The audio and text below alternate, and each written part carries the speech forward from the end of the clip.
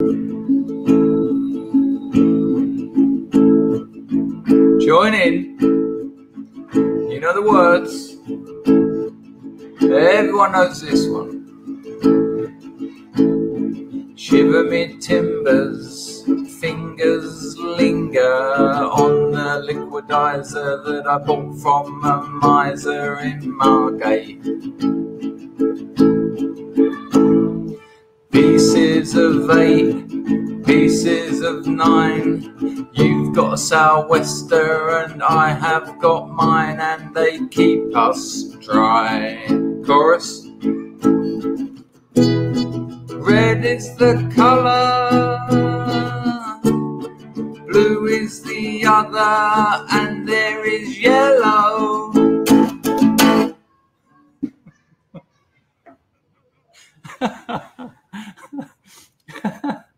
Now I know that's funny because obviously I made it up on the spot. Whoa, whoa, whoa. I know you can't believe that. I mean, wow. Miraculous melodies and lyric combinations.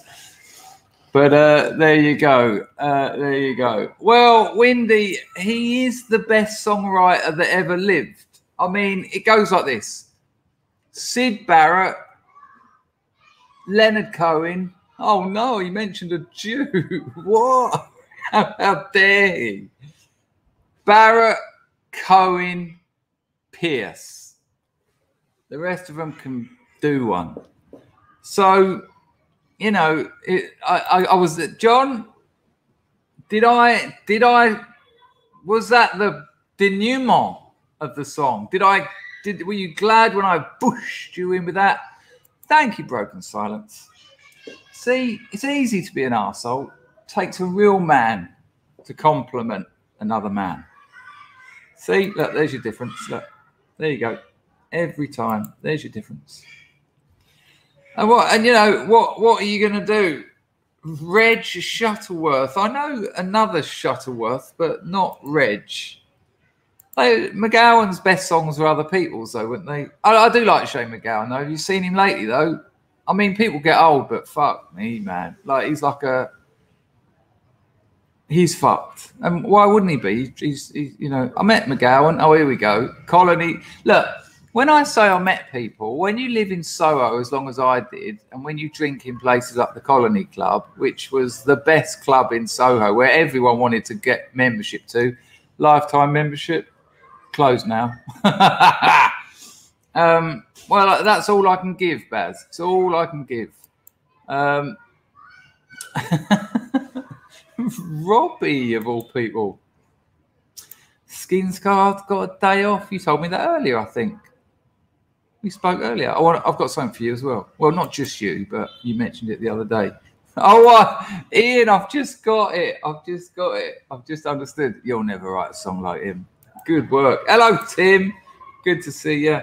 Mick, that's my least favourite Barrett song. It's too deliberately trippy. Nah. I think if I was to have to, Barrett's best is either Octopus or Rats. I think it's Rats. But Wined and Dined is a beautiful, beautiful song. I also like, I think it's called Chapter 24 or something. All movement is accomplished in 6 stages, and the 7th brings return.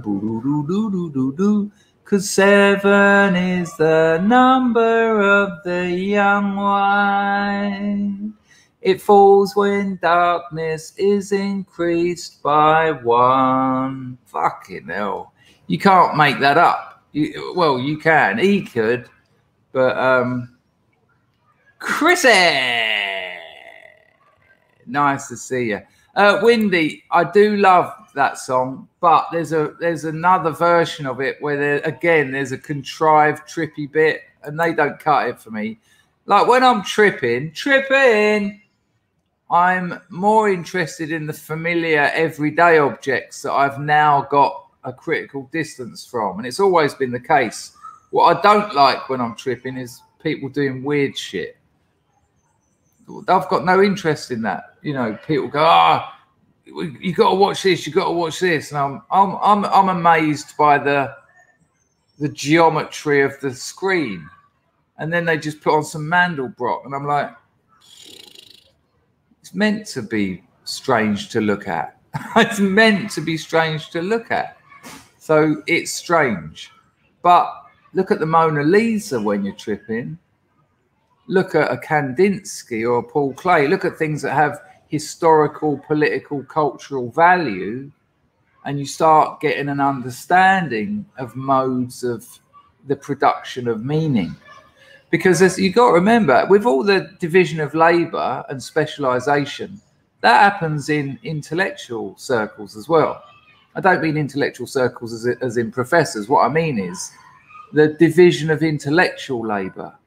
Artist, philosopher, you know, this, that. And that was, you know, my first ever trip was I think my first one was a means of production trip. I started now you can't, acid won't give you information, but what it will do is give you a new angle on information you've already got. But I really understood the whole idea of resources and means of production. And I think about my third or fourth acid trip, I was taken through the history of language. Now, well, it did include Rousseau's essay on the origin of languages, but it was more Ferdinand de Saussure's course in general linguistics and semiotics, the shifting arbitrary nature of the signifier and the signified. Yeah, that's been my tripping history. Not as psychedelic as you'd perhaps like. So when people are saying to me, let's do acid, I'd be like, yeah. And I've done a lot of acid, don't get me wrong. I've done a fucking lot of acid. And a lot when I've done it. I wanted to not be able to hear properly. And believe me, I couldn't. But it wasn't like a party. It wasn't like it was a lot of laughter, in fairness. But I knew that it would be a good 10 hours trying to understand things, which is quite a demand. You know, that's quite a demand on the brain.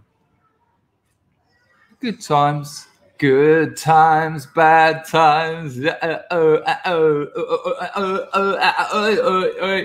Yeah, it is Floyd, but it's Floyd with Barrett, isn't it? It's Barrett. The only decent Floyd album is Piper at the Gates of Dawn. See what I said, people? See what I said? Easy to be an arsehole, isn't it? The Pro has dropped a bullseye. Boom! That's very kind of you, the Pro. Amazing opening. That's cheered me right up. I'll tell you why in a minute. I mean, obviously, that's a very generous donation. I'll read your comment. Have you heard about Red Pill and Western culture that's destroyed Western women? Lol. Apparently, you have the golden goose over there. Fuck me, that's cryptic. I always get a bit confused. Have you heard about Red Pill and Western culture that's destroyed Western women? Apparently, you have the golden goose over there.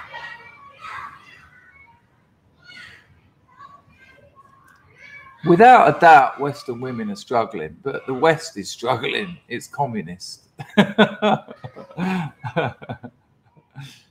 Thank you for the donation. You're going to have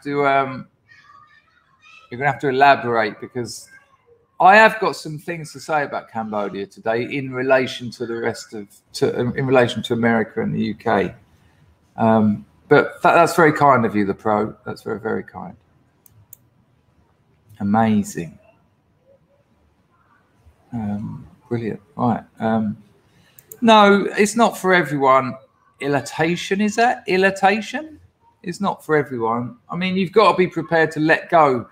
That's, in my experience, people who didn't get on with acid, they didn't have the ability to let go. And if you can't let go, it's going to take it off you anyway. And so then you're in a fight, then you're struggling, and you're going to lose that fight. And it's a terrible fight to be in. You know, who wants to be hallucinating when they don't want to be hallucinating? Who wants to be, you know, who wants their own conscious brain to dredge their own unconscious and hold it up in front of them and say, oh, look at that, when they don't want that? You know, it's like going into therapy and not wanting to be in therapy. So, yeah, it's not everyone's cup of tea.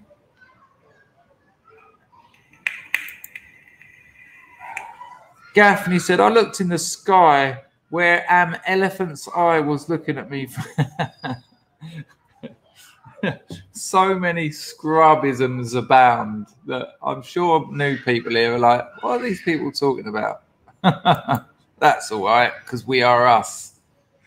Yeah, I'm with you, Ian. I get sent loads of them. Oh, I know you like a bit of acid. Well, about 30 years ago. But yeah, just look at your world. Look at what you've already got, because that's what's exciting about it. Your understanding of your environment crumbles, and you have to look at things afresh. You know, I remember looking at a big biro, for about an hour, just fascinated. Who made that little bit at the end? There's ink in that. Why isn't the ink coming out the back end? How's it only coming out? Is there a little ball bearing in there? And then you look up close and there's a little miner. There's a little thing in there like digging. You're like, fucking hell. Have they got one of them on every pen? But because you're an experienced tripper, you say, oh no, that's just a trick of light, essentially. You don't know Sid Barrett, Leonard Cohen, and well, Jason Pierce, I suppose, is a bit of an outsider.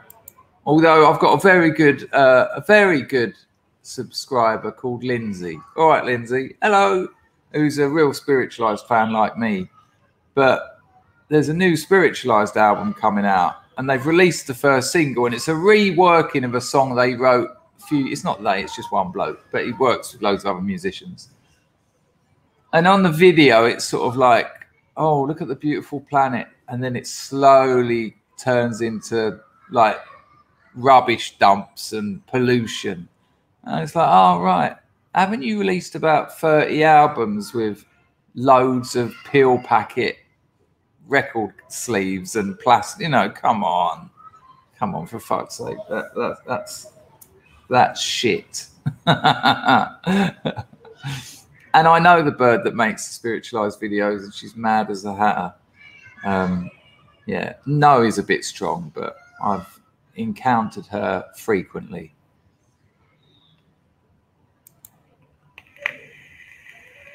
I have not, William. And that will be the problem about talking about music, because understandably now, people are going to be going, what about so-and-so? What about this? Have you heard this? And then we're what was it with Daughter of Albion? Pop Jam. Then we're pop jamming. That didn't work, did it? Hello, Dennis. That's awful. That's a horrible opener. That's very below you, Dennis. Marzipan loves reading, cycling, or tripping in the woods. Can't read on acid. Oh, I've never tried. Rollo, that's very kind of you. Have you noticed world leaders are Catholic? I haven't noticed that. How interesting. How interesting. I'm just waiting for a few more people to turn up, but there's already 100 people here, which is lovely. Trip story. Intellectual. Yeah, it's a bit gross when you put it like that, Andrew. Hello, comrades. Acid causes baldness.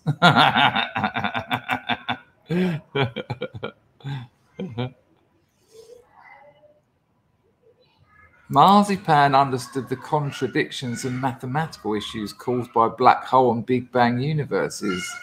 Did you understand it afterwards? Maybe you did. I'm not saying you didn't. Hello, ST911. I would love to trip and discuss Foucault with you, Dangerfield. Also, John Rawls and the Veil of Ignorance. I actually discussed Foucault on acid with a girl. Yeah. When I say discussed, told her. And then at one point she went, everyone should know this. We need to change the world. And then I was like, yeah, Wouldn't go that far. She was so into it. I just went on one. Discipline and Punish, birth of oh good Lord, I nearly said birth of the nation, birth of the clinic. I just went on one and she went, everyone needs to know this. We need to change the world. Nah, they're only books, love. That's a tune as well. That's on Piper at the Gates of Dawn, isn't it? Foot Golf says, the highlight of my tripping career was bumping into Sharky. Are you talking about Fergal at Glastonbury, pointing straight at him and exclaiming, Fergal! Black microdots laughed about it for 2 hours. Me and my mate were, I think I've told you, walking around Soho at about 5 a.m. on the back of about 30 E's. Just, and what are they called? Couple of artists, old men, George and Lynn. George and Lynn is the little rude cartoon that used to be in the Sun. I doubt you get George and Lynn anymore. It was a little bit racy for a cartoon. What is it? Thingy and George. Someone will know. There are a couple of old blokes who wear old-fashioned style tailored suits. They're not the classic style. Very well presented gentlemen though. And they were walking towards me, and I said to my mate, I went, do you know who these two are? He went, nah. I went, they're very famous and successful artists. He went, really? I went, yeah, watch this. And when we got about 4 foot away from him, I just fell on the floor and was going, and George and whatever they're called, they pondered me. They stopped and were pondering me like this. And then they had a little smile and walked away. Kind of a waste of time, really, but you know, nice to put a bit of a morning, Stephen. Good to see you. I'll tell you what, you chatters are rapid at the moment. Oh, there's so many people here. Tony says there's a morning eclipse. Tony, I do like your avatar. Marzipan says nonsense. What, the black hole stuff in the morning? You just went, oh, actually, I didn't get it. Oh no, still do. Einstein's tensor equation. You actually learned it reading about it? Oh, I see. You've corrected your spelling with another incorrect spelling. But that's amazing. Hello, Hijack the Ripper. Are you new on the firm? I seem to recognise the name. Ayn Rand's real name was Rosenbaum, just like the guy that attacked Kyle. Well, that's kind of what it did. When she said that, and I thought, this isn't fair. You know, she's not actually. This is too much. So we just got, you know, if the RV's rocking, don't come knocking. All right. I ended up going out of her best mate, and she ruined my life. So blame that on Foucault as well. It wasn't George and Mildred, no. Gilbert and George, thank you. Liberty et les cieux. Nice to see you here too, mate. Good morning, Kajetal. Hope you're well. They have done a couple of pictures with Pooh. Yeah, but not many. I mean, that's just the one that the medias get on. Oh, look at that. Gilbert and George were on Hard Talk last night. They smashed the BBC interviewer with based info. My respect for them went up times 10. Yeah, there's nothing wrong with them. They went to Dartington. They went to the same art school as me for a while, and they were mates there. And one of them, Gilbert, walked around with a T-shirt that had an arrow on it pointing left, because George used to stand on his right, saying George is a cunt. Yeah, they're on it, mate. You know, they're English. They're all right. They're all right. You know, you got to watch out. You got to watch out for what the art world tells you about artists, because they've got a reason.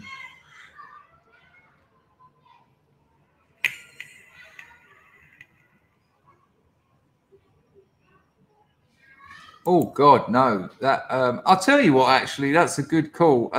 Worst place to do acid. Is there a worse place? My first thought would be a funeral. Fucking hell! Oh man, that's just put me on a dark one. I was coming off of acid at my dad's funeral, and it wasn't pleasant. Yeah, I've told you this before, but I'll give you the short version. So doing acid, me and a load of mates, and walking through Dartford at like 5, 6 o'clock in the morning, and all the council workers were cleaning up after the market. So they were literally throwing rubbish in bins. They had a big dust cart, and they were sweeping up all this shit, putting it in bins. And I see them all, and they always were there. We would always be tripping over the Thursday, Friday, Saturday, and you know, I recognised these blokes because I'd seen them for years. And then the next day at my dad's funeral, after the vicar had said his bit and everyone's standing around the hole in the ground, the blokes lowering my dad into the ground were council workers. They had their stupid black sort of monk outfits on, but it was the same fellas I see at 5 o'clock that morning throwing the rubbish away. And on my sort of acid come down, but even if I wasn't coming down off of acid, I would have thought, oh, there's the blokes that throw rubbish away. That was a fucking dark one. I'll give you that. Well, that's a bit dark for a Friday morning. Lovely to have 124 people in here. Boom. We'll get the show will start in a minute. Ian says, butter it maths Dan Spoolen. Thanks for the super chat, Ian. I'm trying to... Is that Scottish? How can you remember all this shit? This shit's a bit harsh, to be fair. Butter, it must and spullen. I can't help you with that. Chris, have you seen the other case running alongside Rittenhouse, Ahmad Arbery? Yeah, no, I haven't, because the Rittenhouse case has been such a black pill for justice and America. I couldn't do two. I haven't got the time, to be honest with you, Chrissy. You know, I'm struggling to find time to get anything done. You know, I stream twice a day. I've got a business that's on its arse because of supply chains. I've got a novel that needs finishing. I've got a short story that needs writing. I've got a woman that needs loving. All right. Thanks for that, Ian. Let me get the grift opened up, and then the show will start. If you're new here, I keep saying the show will start until about 2 hours in, and then I finish. Not really. I've got some wicked clips for Friday. And let's be honest, people, it is Friday. Amazing. Amazing we got there. It is weekend eve. Wick-eve.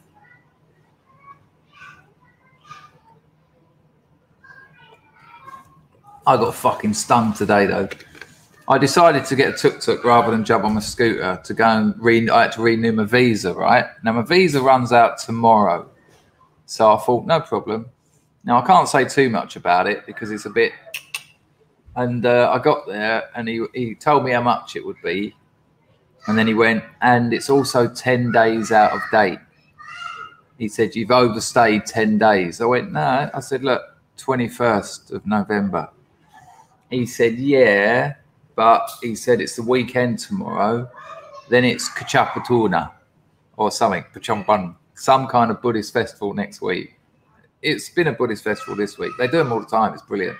Proper exclusive culture. Hey, you're not us. Stay out. And as they should. That's what culture's for. It's weird, isn't it? Western culture, you're not allowed to. If it's in any way exclusive, you can't have that. Yeah, but that's what it's for. That's why we have traditions. That's why we repeat rituals and language and symbolism to exclude people so that we can show ourselves as a group. But you're not allowed to do that, European people. No, no, no. And so what you have to do is include everyone, which removes the function, the social, historical, and political function of culture. What could possibly go wrong? Anyway, so basically, because they can't sort my visa out for 10 days, that's a 10-day overstay, tenner a day. And so he went, so that's I went, it's $100, mate. This has been a fucking expensive morning. Thank you. So that was, I didn't see that coming. So, you know, and I was gonna, Son of Max, I know you're only joking, by the way. I've got a very good memory, weirdly. I mean, being a raconteur, because I have a love for stories. I've just remembered. I'll tell, actually, Son of Max, that's an interesting question, because you look, if my missus ain't here, I stream twice a day, 1.5 to 2 hours each time, and I just talk, and a lot of the time it's stories, not massive, not long stories like my writing. If you do like long stories, like written, I've got a Substack, link in the description, never to be monetized, 12 in the archive, more coming. I'm going to get one finished this weekend. But the reason is, Son of Max, is because I've told them again and again. You know, I've said this stuff to many different people in many different situations. You know, that story I just told you about the funeral and the people, I've said that to people before because it's interesting. So that's how I remember, because I've said it many times. Yeah, there's that. All right, let me get this grift sorted out. Bing, bang, bong. No, I've got 1, 2, 3, 4, 5, 6, 7, 8 clippages for you. We've got a bit of, we've got our toxic masculinity segment today, which is an absolute belter. And we've got more proof that it is the United States of communism. I mean, I've been calling this for weeks now, if not months, but America is currently ruled by communists. It's not even hyperbole. It's not even meme magic. They're communists. That's it. That's all there is to it now. And there's even more. You don't even need proof at this time. Just look. Just look at how everything's run. Look at the state of the Rittenhouse trial. You know, this is straight out of the communist playbook. He shouldn't even be in there. And if he gets guilty and can't appeal, this is exactly what happened in the Soviet Union. People were taken to trial who shouldn't have been taken to trial because they wanted to lock them up. They wanted to lock them up to prove political points. Standard communist practice. That's just basic. That's, you know, fuck justice. Fuck an actual rule of law. These are political points. The media have been lying. The media is the Politburo. The media...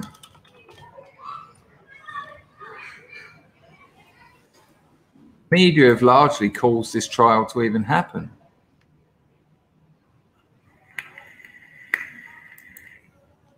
I didn't mean Politburo, by the way. I meant Pravda.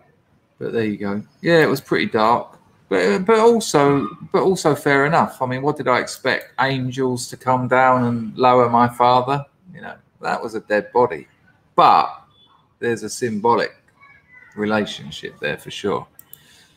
Okay, let's get the grift out of the way. I think I've got it down to about 20 seconds. Hi, people. Lovely. Welcome to my show. Hang on, you don't start counting yet. That's just hi. Lovely to see you on this beautiful Friday morning. And however down and desperate you might be because of the state of the world, you know, the world has got through far worse things than this, and it will get through far worse things than this again in the future. Don't worry, the tide is turning. I have absolute faith in that, not only because I have to, because the indicators are there. Indicators that have shown themselves historically as well. But anyway, here's how you can support this channel. You can become a member, top link in the description. There's free strata. Those people get a private stream every month and we get them all on the screen. They're a real laugh. It's kind of like Misanthropes Anonymous. If you join the top strata, which is about £7 a month, you can watch all of them. The second one, the bottom two, and the first one, which is about £1, just that one, but it's still good fun, and that's a good way. Super chat is the $ at the bottom of the chat. That's a nice one. But if you want to donate and not give a fucking bean to YouTube, Google, Alphabet, any of that crowd, Entropy is the best one for me. But I understand that some of you might find it a bit tricky. But I've just put the Entropy link is in the description, but it's pinned up to the top of the chat over there. I don't expect to get rich out of my channel, but I do put a lot of time, effort, passion, and research into it. And I appreciate a few donations. And I have to say, for a channel this small, you're all very generous, and it justifies me spending time on it rather than my time I could be spending on my day job. So thank you very much. And that's that.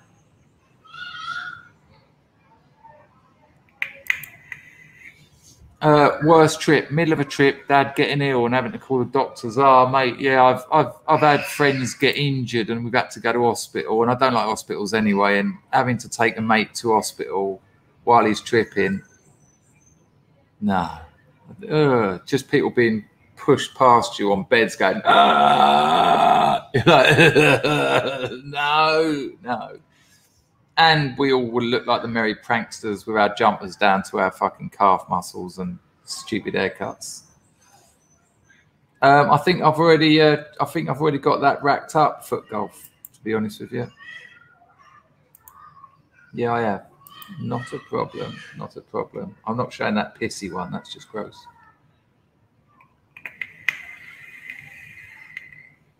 Do you know what I mean, John? Just last week it was capita tuna, and here we are again. It was that time gone. Jim says, I hope the motion to dismiss with prejudice is granted. Yeah, me too. That's the best outcome, and I don't think it will. If it's a mistrial without prejudice, that I think Rittenhouse wins an appeal. I think the media will be bored of it by then. I think there's going to be serious other problems in America. Hello, Pete. Good to see you. Yeah, Cole, I want to talk about them actually because look, I don't. Yes, there you go. Parrot fashion, I suppose. I know that I talk about Cambodia a lot, and I know. Hello, Moslab. Good to see you, mate. Snowing over there, is it? I've got a massive mosquito bite. You've got snow, I've got mosquito bites, tomato. Let's call the whole thing off. The little bastard had 3 pops at me. Little bit of the old white tiger balm. 30 seconds of going, that's worse. And then just gone. Absolutely wonderful. Good morning, Mosaic Labrador. I hope you do all right with the old snow. Hello, Matt D. Fishing boat, hooks, lines, LSD. Interesting times.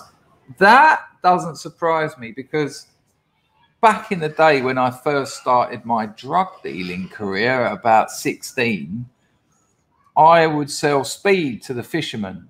And the fishermen half the time wouldn't even have any bait on. They only had their rods so if their missus turned up, they thought they were fishing, not just getting away from them for the weekend. Men need time alone.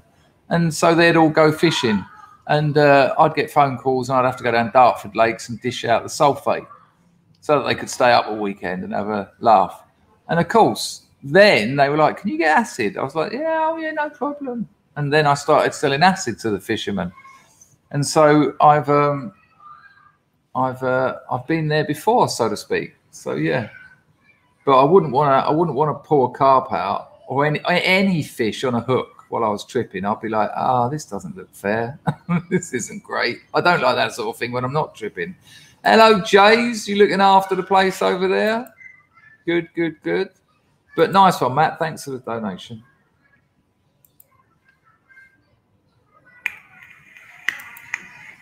Kuchetel enjoys it. Well, look, here's the thing, right?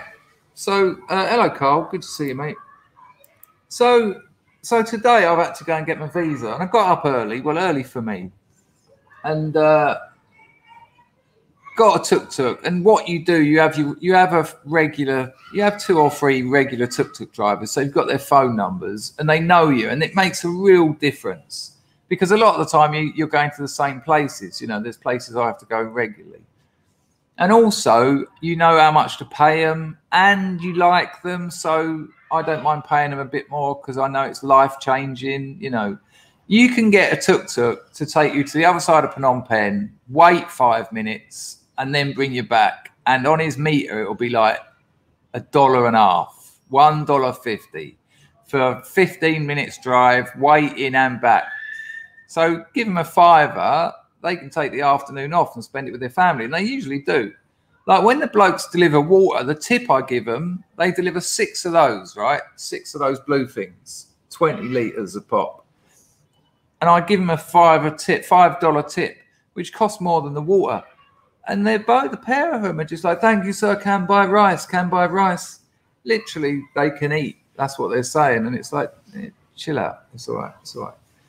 So you have your regulars. And so I've called one of them. And of course, I don't have to tell him where I am. He says, yeah, 5 minutes. And then he just meets me over there. So I get in and I tell him where. I say, right, yeah, it's a bit my Cambodian. I go, bong. So Saday bong. And he says, so Saday. Bong means brother. But they all use it. Everyone. You can say own, which is weird. It's like a young person, but it's also an old person, but it's also a female, but not always. Yeah, just stick with bong, because they sort of let you off because you're a barang. So I say to him, Susaday bong. That means hello bong. And they'll say Susaday back to me. And then you say sok sabai, which is how are you? And they go sok sabai, which means I'm all right, which is the same word, but. And then I go, right, you ready? I go, da drong. Well, you don't need to say da. You can just say drong, which means forward, straight, keep going. It actually means keep going. But if you put da on it, da drong, you're a little bit more, it's a bit cooler, you know. So I go, da drong, da drong, da drong, bat sadam. And so that means forward to the end, turn right. So I go, da drong, da drong, da drong, bat sadam, da drong, da drong, da drong. But shui, which means turn left. So, and then he'll tell me where we're going because he's been there with me before. And then I just said to him, visa. And he went, oh, yeah. And as I was driving through Cambodia, and I've told you this before, when I first came here, the first morning I woke up, and it was just as the sun was coming up and the sky's electric blue, I've said to myself, don't ever take this for granted. You always wanted, well, not always, but after I first come out to Southeast Asia, I wanted to live here. You know, I thought as I get older, I can't deal with the cold. I'm not into cold weather. I'm just not. It's too cold. I do miss autumn in England, don't get me wrong. And I do miss winter. There's parts of it that are beautiful, but not for 6 months. It's too dark. And so when I see that sunshine, and it was glorious sunshine this morning, it still is, but it's a little bit overcast. And Cambodia's rocking. Everything's open, and it's chaos sometimes, especially that time of day because everything's been set up. And you know, all the cars will go the wrong ways down roads, and it's, you know, no one, there's, you know, it's lawless. But it works. It works. And there's some junctions where no one really knows what the rules are, so fuck it. And so it always appears to be near misses. But in nearly 4 years out here, I think I've seen 2 very, you know, like a little bump on a scooter that knocked him off, and he's all right, you know. And I didn't even see them. I've witnessed the aftermath, which is just a couple of blokes arguing about who's going to give the other one a tenner or whatever. And I just thought, look, isn't it weird that an underdeveloped country hasn't got the time, hasn't got the, there's a word for this. It just can't afford to have a pandemic. It can't afford to manage it politically. I know I've got to be careful here. You know, there's 17 million people here, and fuck knows how they even count that, because, you know, I know there's people here that never have been polled ever. They never go. They just don't go. So there's probably more like 25 mil. And there's been about 2,500 deaths from the coof. And, you know, and they're all old people. And so they're just getting on with it. There's no lockdown. I've got to be a little bit careful. Look, I'm a guest here. I do what I'm told. It's a privilege to be here. I am a second-class citizen because it's not my country, and I accept that. But if you were transported here today, you wouldn't know there was a bubonic plague. You'd just be like, well, this is all right. Go to a restaurant, go to a bar. Don't need any PAX passports or anything. They did say you would, but as I predicted, it's not very well enforced. And, you know, and it's weird that it's because it's undeveloped. You know, it's almost like an indulgence of first world nations. It's like an indulgence by the people who rule the place. You know, how can we just get more power? How can we crush small businesses? How can we beef up the corporations? How can we retain power? How can we get more surveillance? You know, it's just they're just indulging themselves using your lives. And out here, that isn't going on. And another thing I realised while I was driving around, I wasn't driving. I have driven a tuk-tuk when I was shit-faced once. I said to him, "Come on, mate, let me have a go." And he was like, "Yeah, all right." And I was like, not a proper tuk-tuk, one of the little pass-up things, which is more like a little shuttle. I think they might be electric. I don't know. I've never seen one at a petrol station. I've never seen a petrol station, no. They haven't really, they're not a television culture. This place is an internet culture. When you go out to the province, people aren't sitting around watching telly. No one is. And I've been to more than one house. You know, when I go out there, they don't just bore me to death at my girlfriend's family. My girlfriend will get me on the scooter and she'll drive me to friends' houses and they'll feed me weird things. It's a Square Pusher album, I think. No one sits around watching telly, and they never have. You know, they were at war till not that long ago. So they don't really have that propaganda. You know, they get their information off the internet, which says a lot. When you look at that, look, this isn't a rigorous peer-reviewed study, right? If you notice. But they haven't got, they're too busy building their lives. They're too busy building their nation. And a couple of weeks ago, I had a bloke on, not as a guest, as a clip, and he said that mad thing that there was never any consideration of the damage that could be done to people's lives, cultures, businesses, communities, societies, economies. None. The damage that might be done to that weighed up against the damage that the coup might do. That wasn't done. And that's the first thing you do, surely. You go to hospital when you're sick. Oh, what's the problem? Oh, you've got common cold. Oh, well, radiotherapy would get rid of that. Chemotherapy would get rid of that. Yeah, but at what cost? Yeah, that's true. Fuck it. Have a couple of paracetamols and fuck off home and have a bath. But it seems to me that that's what they've done. You know, that's quite a nice analogy. There's a cold going around, and so society is under kind of radiotherapy, and it's, you know, they're using a hammer to crack a walnut. I'm going to show you a Paul Joseph Watson video in a minute, and it's just like, hang on a minute, this ain't adding up. This doesn't look right. Hang on a minute. Hello, Pete. That's very kind of you. The right needs to start threatening unrest if Rittenhouse is convicted. The extreme left are a tiny minority. They only get what they want because they cause havoc. I think they get what they want because the extreme left is in power.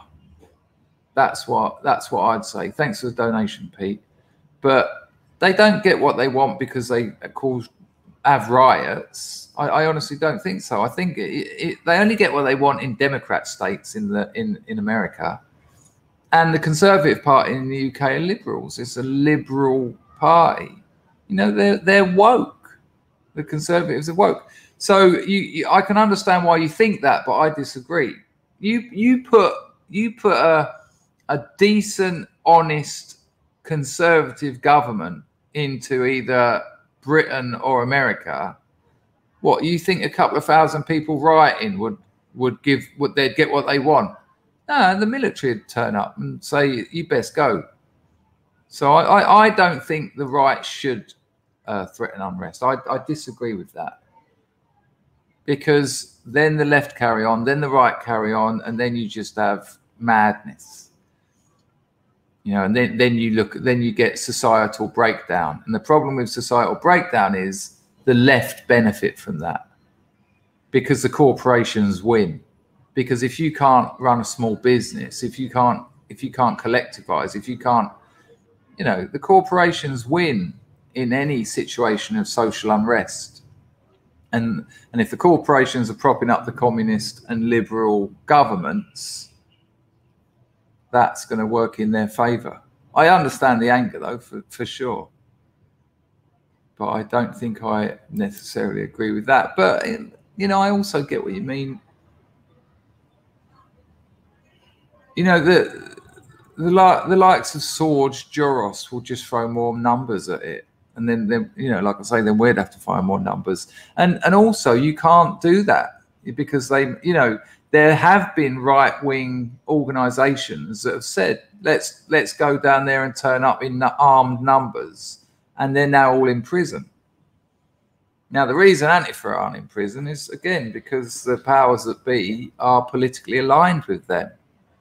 You know, I'm not even going to risk naming the people I'm talking about, but you know I'm talking about. There's plenty of right-wing organisations that have been disallowed to exist. They're closing them down every year. I've got an article about it we're going to look at in a minute.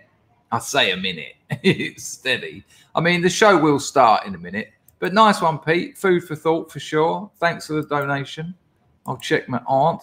Mr. Bastard MP, did you get my comment yesterday? I'll have a look at that. That looks good. 1 second. No, that link ain't working, my friend. It says no content found. You might have to try again. Oh, I see. Hang on. There's a weird comma in it. Do you want to try that link again in the main chat, Mr. Bastard? Oh, I'm getting all of a flutter. Don't worry, Pete. Well, the show will start shortly. The show? That's almost as funny as saying it will start.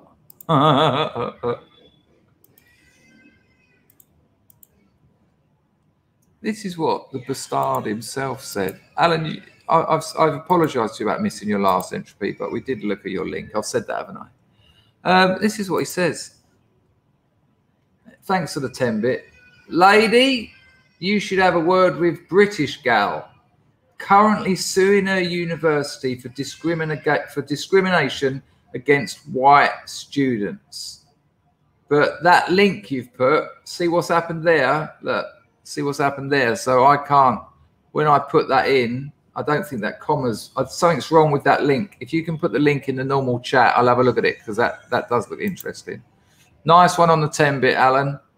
I'm just going to have a look in the chat and see if you drop the actual link in or if anyone else can find it because that does look interesting. I'll ask her, but again, it's a small channel and, you know, people tend to only go on channels that they're going to get something out of. Not always.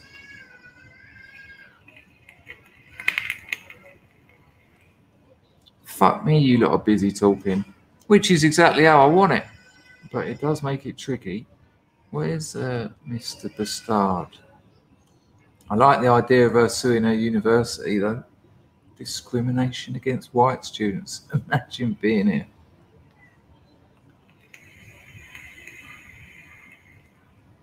Pax Max, I wouldn't say that. I'm not saying you're saying I've said that. For sure, I think it exists. I wouldn't say that. I know about 6 people who've had it. And I know people who've, no, probably more than that now.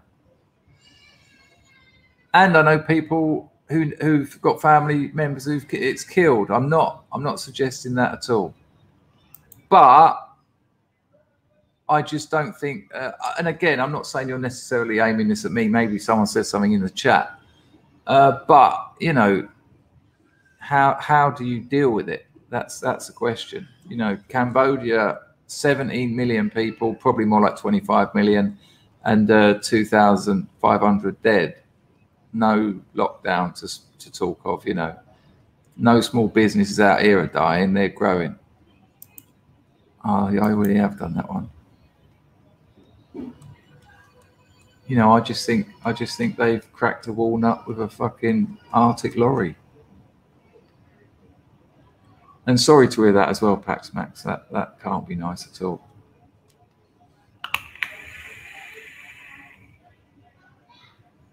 Right. I have no idea what that means, I'm afraid. But it's maybe all right. Hello, Emma. Nice to see you. Tried in the main chat. Only works for me. Oh yeah, because other people can't put it in. Right. Hang on. Let me see if I can do something different here. That actually does look quite interesting.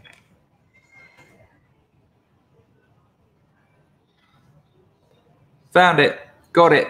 We're all right, Alan. Yes, we'll definitely have a look at that right now.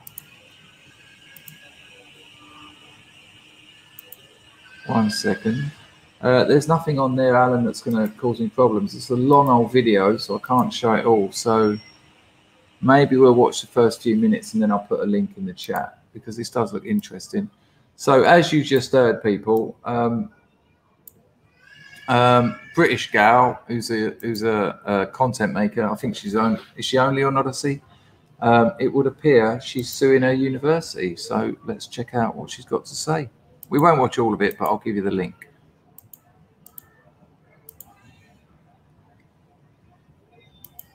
If you want to raise these topics, they are... Oh, for fuck's sake. Did you have audio there? Oh, don't worry, I'll just do it again. Hello, Nyanthos. Good to see you. Pepsi Watson. I'll tell you about Pepsi. Really weird. Really weird. Remind me in a minute and I'll tell you, because it all went a bit weird. Right, you should have audio now. Cancelled and we don't get opportunity to do so. So, as that great introduction has said, my name is Katie Elizabeth-Bunning and I'm currently suing my university for discrimination against white students. I think it's no longer been a secret.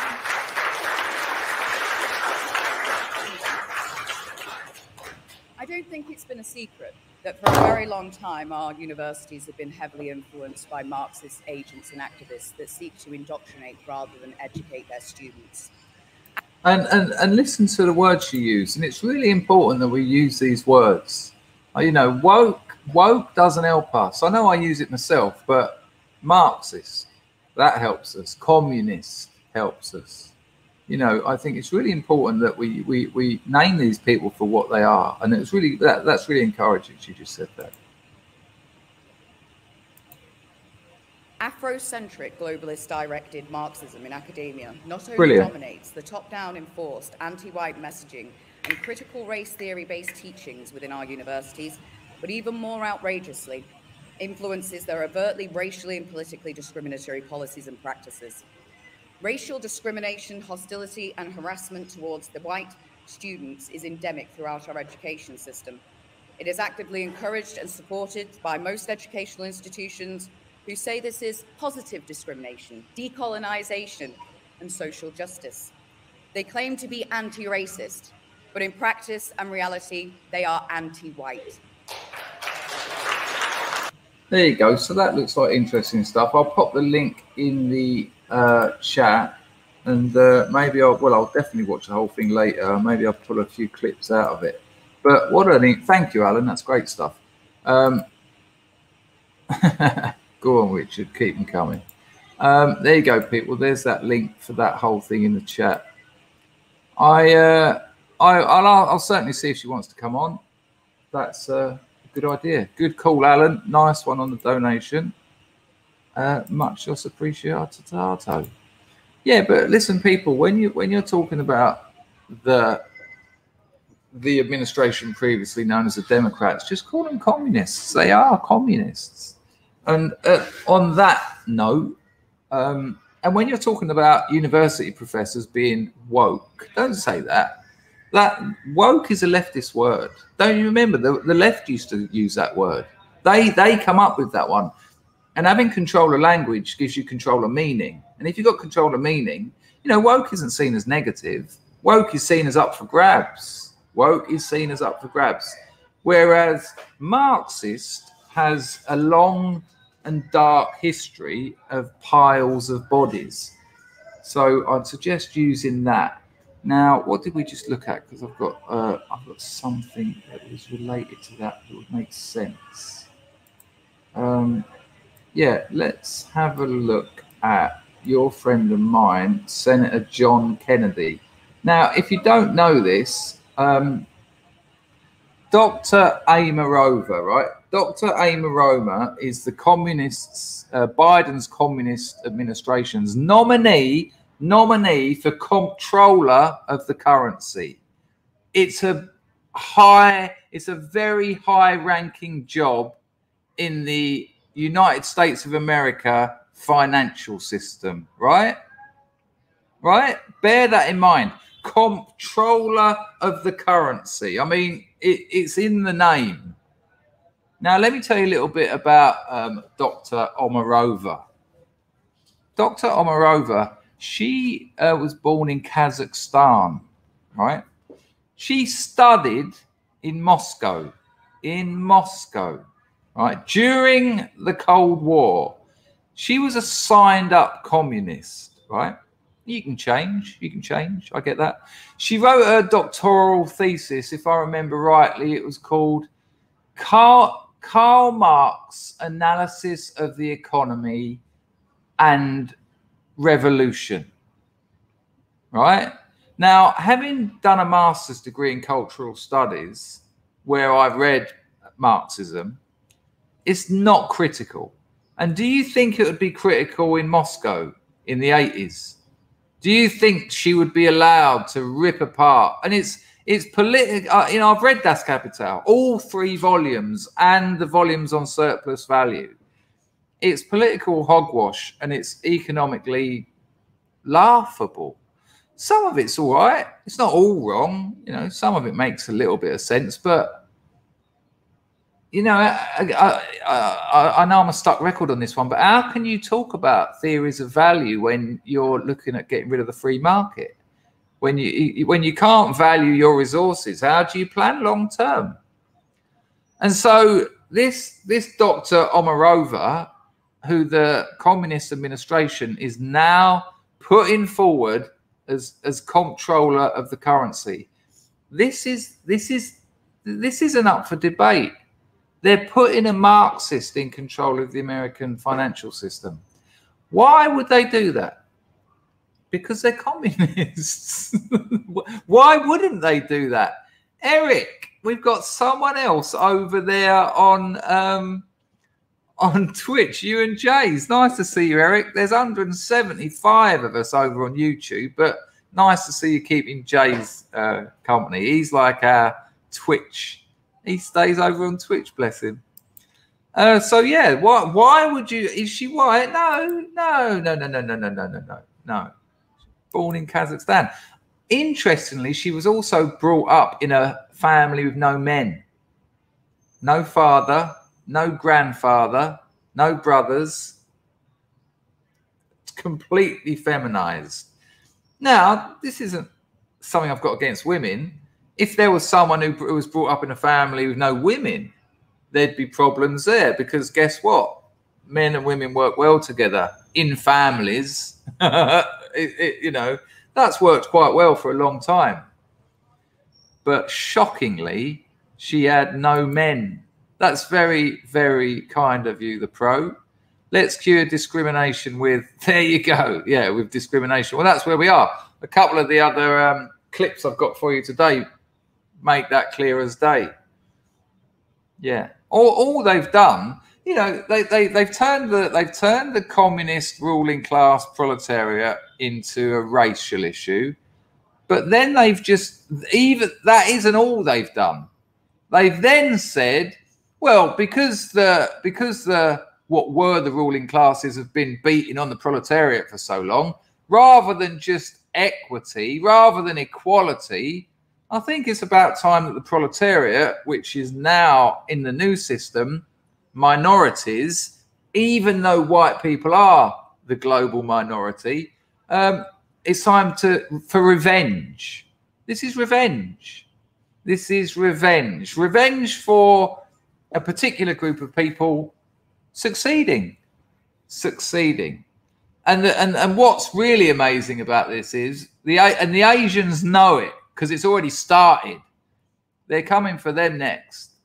What, those high functioning, high IQ, fantastic business people, the Asians? You reckon the Marxist left are going to leave them alone? Nah, they're next. They're next, which is actually good.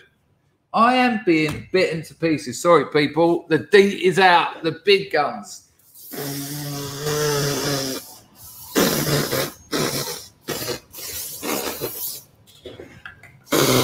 Oh, so poison. The only reason mosquitoes don't bite you when you've got that on is because it kills them like me. Thank you, the pro. Much appreciated. Right, so let's check out what John Kennedy has got to say to... Remember everything I just told you? Studied in Moscow, wrote a doctoral thesis on Marx's...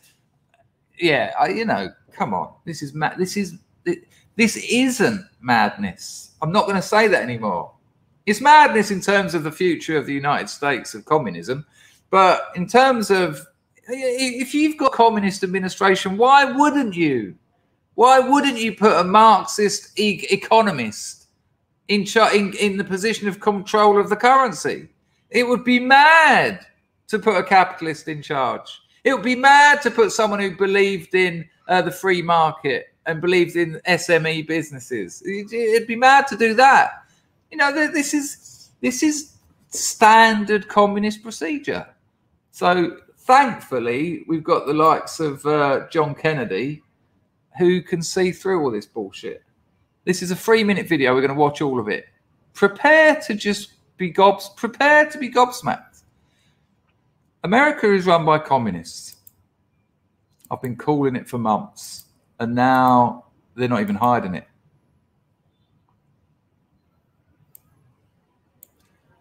Oh, for fuck's sake, this fucking system. Language, Timothy. Here we go. Have you resigned? Let me know you've got audio. From the... Right, hang on. We just missed the beginning because it's quite important. Let me know you've got audio, please. Have you resigned? From the young communists? You grow out of it with age, automatically. Did you Thank you, Pete. You send them a letter, though, resigning? Senator, this was many, many years ago. As far as I remember how the Soviet Union worked, was at certain age, you automatically stop being a member of that. Could you look at your records and see if you can find a copy of your... Senator Kennedy, I don't interrupt. I almost never interrupt these, but... Well, you always interrupt me, Mr. No, actually, I don't. I never interrupt. Kennedy goes, well, you always interrupt me. I mean, he's basically asking her whether she's left the Communist Party. And she just says, you grow out of it. Well, you grow out of the young communists, right? And then what happens? And of course, she's got no evidence that she's left any communist organization. Now, I don't think that actually matters much because, you leave the country, are you actually going to bother writing them a letter? But he's making a point. He's raising a very important point so that people start looking into this, looking into her history, looking into who she is and what she believes. And don't forget, this is Biden's nominee for comptroller of the currency. She'll have so much power over banks. She renounced her Soviet citizenship. Well, I understand that, but you're not the witness. She is. Would you look at your records and see if you can find a letter of resignation for me? Senator, as I explained, I was part of the Soviet population. Yes, ma'am. I got that part. I mean, look, she renounced her Soviet citizenship. Yeah, of course she did, because she moved to America. That doesn't mean she renounced her thoughts, her beliefs, her training, her ideology. I could renounce my UK citizenship. I might have to, it turns out, if I stay here much longer. But that doesn't mean I necessarily renounce my English beliefs. I just want to see if you look at your records and see if you find a letter of resignation.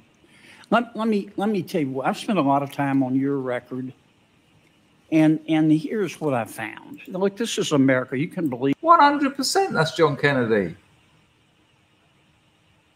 Well, actually, I said the other week I'll never be 100%, but that is John Kennedy. As far as as far as up is up and down is down, that is John Kennedy. Believe what you want, but we can't just let anybody be controller of the currency. You wrote your thesis in college. Hang on, we missed that important bit because I was gabbing. If you look at your records and see if you find a letter of resignation. Let me tell you, I've spent a lot of time on your record, and here's what I found. Look, this is America. You can believe what you want, but we can't just let anybody be controller of the currency. You wrote your thesis in college at Moscow State University on, the title was Karl Marx's Economic Analysis and the Theory of Revolution in the Capital. Willow, yeah. Yeah, yes, but not just an ex-Soviet, an active communist whose doctoral thesis was, as you just heard Kennedy say, I'll play it again because it bears repeating. State University on, the title was Karl Marx's Economic Analysis and the Theory of Revolution in the Capital. But you won't send Senator Toomey a copy. You studied at Moscow State University, scientific communism, which is the science regarding the working class struggle and the socialist agenda. In 2019, not 30 years ago. Bear that in mind. That's 2 years ago. In a Canadian documentary, you called the financial services industry, quote, a quintessential asshole industry. You wrote a paper called Systemically Significant Prices, calling for the federal... He absolutely was, Mr. MF. I've read a lot about that, and he was right. And you know what? The mad thing, sorry to keep interrupting Senator Kennedy, because he's brilliant, but it was the left that was telling that invented McCarthyism. It was the left that said this is mad. Reds under the bed. I put it in the description of this video. The Reds are under the bed and they're on top of the bed at the moment. It was them that said, this is crazy. What? You're telling me there's communists all peppered throughout the American administrations and governments and judges and long march through the institution. This is crazy. No, he was absolutely on the money. I'll take this back a little bit because so you know what he's talking about, because this is important. Whole industry. You wrote a paper called Systemically Significant Prices, calling for the federal government to set wages, food, gas prices. In 2020, you wrote a paper called The People's Ledger, where you said we need to abolish bank accounts and make everybody set up an account at the Fed with the federal. And there you go. Chris Kroll wrote that just as he said it. Look at that. Look. I mean, what is that? It's almost like the nationalization of private banking. Fucking hell, man. And as someone else said, they've got a potato in charge to sign all this shit off. He hasn't got a fucking clue. He's all right. He's got his money. He's got his wall around his house in Delaware. He doesn't give a shit. He's making money from the Soviets and Ukraine. He's making money from China. They're all mates. This is fucking mad. The federal government will have access to your data. In 2020, you wrote another paper called The Climate Case for a National Investment Authority, where you said what we need to do, the oil and gas industry, is have the federal government bankrupt so we can tackle climate change. In 2019, you joined a Facebook group, a Marxist Facebook group, to discuss socialist and anti-capitalist views. 2019, and not undercover Facebook, a Marxist Facebook group. You heard? Look, listen. This isn't a dream, people. You are awake. I know it's early in the UK, but this is Biden's nominee for controller of the currency. She's a Marxist. The fuck is going on? Listen. So we can tackle climate change. In 2019, you joined a Facebook group, a Marxist Facebook group, to discuss socialist and anti-capitalist views. Now, that's what I see from your record. And you have the right to believe every one of these things. You do. This is America. But I don't mean any disrespect. I don't know whether to call you professor or comrade. Oh my goodness. Right, did you hear it? Did you hear it? Did you hear that? Little bit of hot mic action at the end. He says, I don't know whether to call you professor or comrade. Well, let me help you, Johnny boy, me old mate. It's comrade. And she says, oh my goodness. Listen. America. But I don't mean any disrespect. I don't know whether to call you professor or comrade. Oh my goodness. Now, it's all laughs. It's all funny. Okay, it's funny because it's crazy. And it's like, what? She might get the job, though.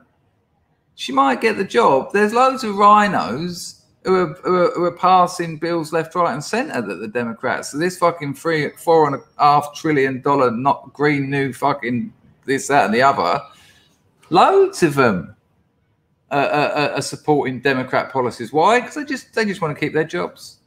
Not interested in standing up and fighting for freedom. Not interested in standing up for the West. It doesn't matter to them because historically, people in charge in the equal world of communism are slightly more equal than others. She might get the job. She might get the job, people. And if they really start coming down on her, well, then they'll be racist. And then if you get called out as racist, well, you think those rhinos are going to risk that? No, I've got my children at private school. I can't risk that. No. Let the Kazakhstani Marxists run the fucking banking system. Hey. I mean, it's funny because it's true and that always works, but it's terrifying. Now, I don't want to throw black pills around, not on a wonderful Friday. And don't forget, get your life back local occasionally. Don't spend your life on global politics because you've got a life to lead and you've only got one. So don't let it weigh you down too much all the time. But as with all communist takeovers, as with all communist revolutions, they know that the clock is ticking, right? They know that the clock is ticking. And there's a difference. There's a difference because there's the internet. And that's never been the case before. In Soviet Russia, there was like 5 plays you could go and watch. They were all celebrating the Bolshevik Revolution. In Mao's China, there were like 5 plays you could go watch, and you had to go and watch them. You had to. The party would turn up in communities and say, "Go on, all fuck off down the theatre. Yeah, we know it's shit. We know you've seen it before, but yay, fucking hell." But times are different now. And people of the propaganda wing of the communist administration, which is the mainstream media, are plummeting. If you need white pilling, just go and have a look at the numbers, and they're all available, and it's amazing.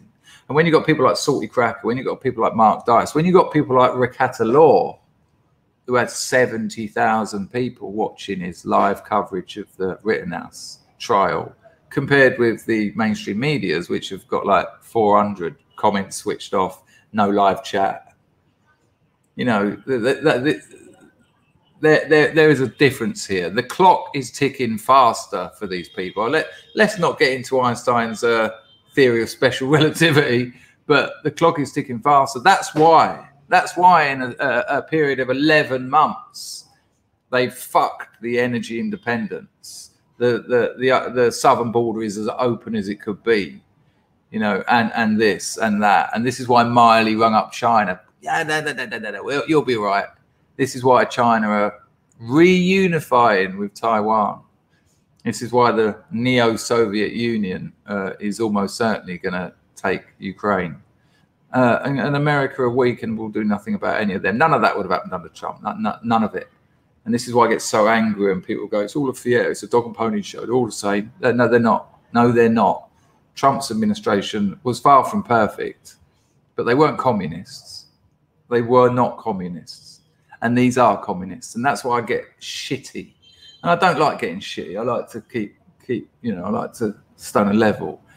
But when people write politics off as there's no political solution, well, okay, well, go on then, go to war. Have you got a gun? Have you been at war before? How are you going to arrange that when you can't even arrange a nationalist organisation without losing your bank accounts? I mean, good luck with your war.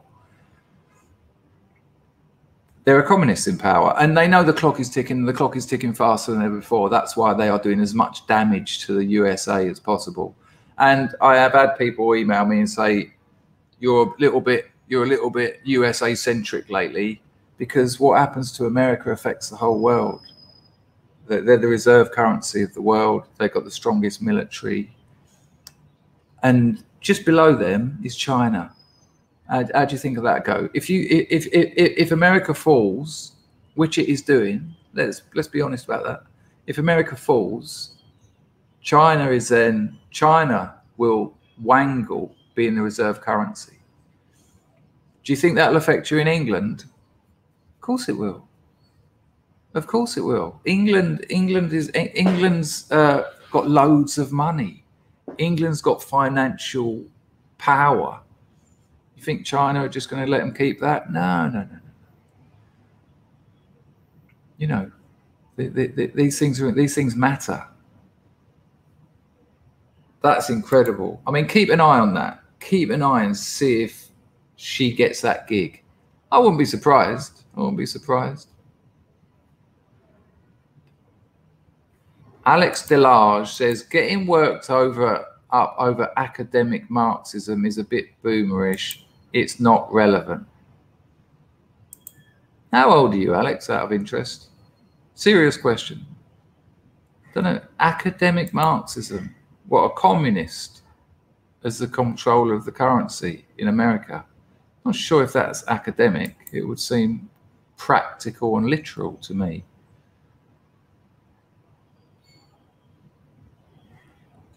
$33. Okay. The GOP wants people to get worked up over this nonsense. It really doesn't matter. Okay, that's a very peculiar point, but if that's what you think. Yeah, of course. The education system is run by communists. The university system is run by communists. The legal system is run by communists. Hello, Moslab.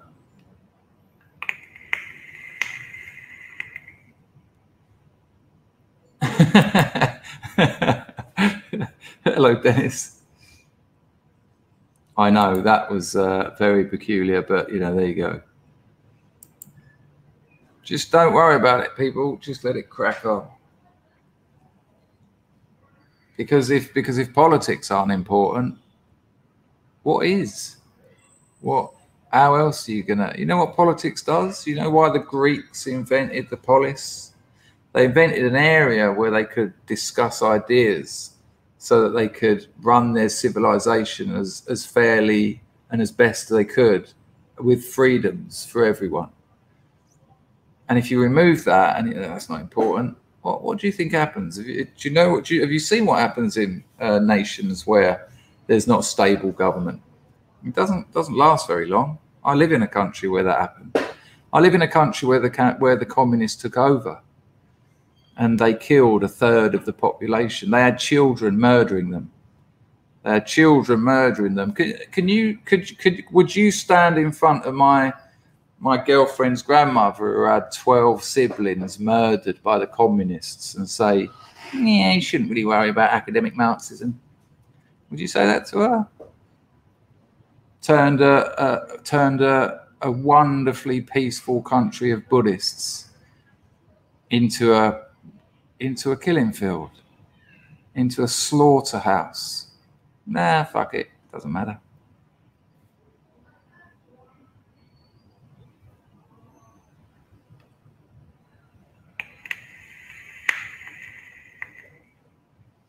It depends what you mean by communism. Well, I'll tell you what I mean by communism, because Karl Marx made it very clear in the Communist Manifesto. He says you can summarize communism in a single sentence: the abolition of private property.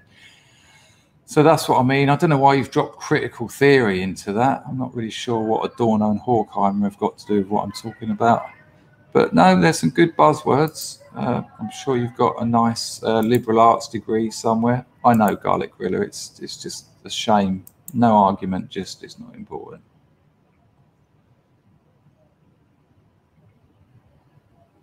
Yep, a terrifying lunatic.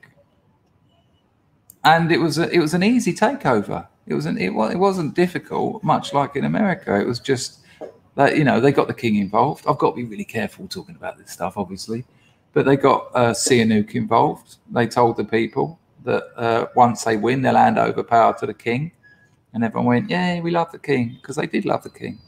And then when they took over power, they didn't. They didn't do that. It's quite a situation. John D.W. says, I was born in a country where the commies funded a terrorist takeover of that country and became the biggest shithole on the planet. It's a funny one.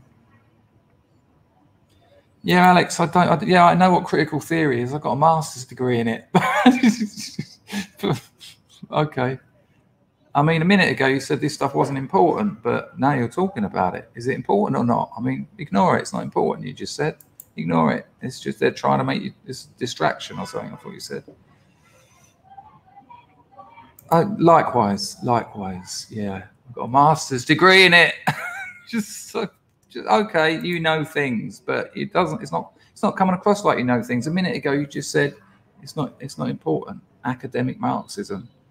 And I think you'll find it is, because it's applied Marxism. And applied Marxism is called communism, and they're currently run in the United States. Now, if you think that's not important, no problem. I think it is, and that's really the end of that debate, because that's all you put forward. It's not important, I think, was what you said. I'll go and find what you said. I don't want to misquote you. Let's see what you said.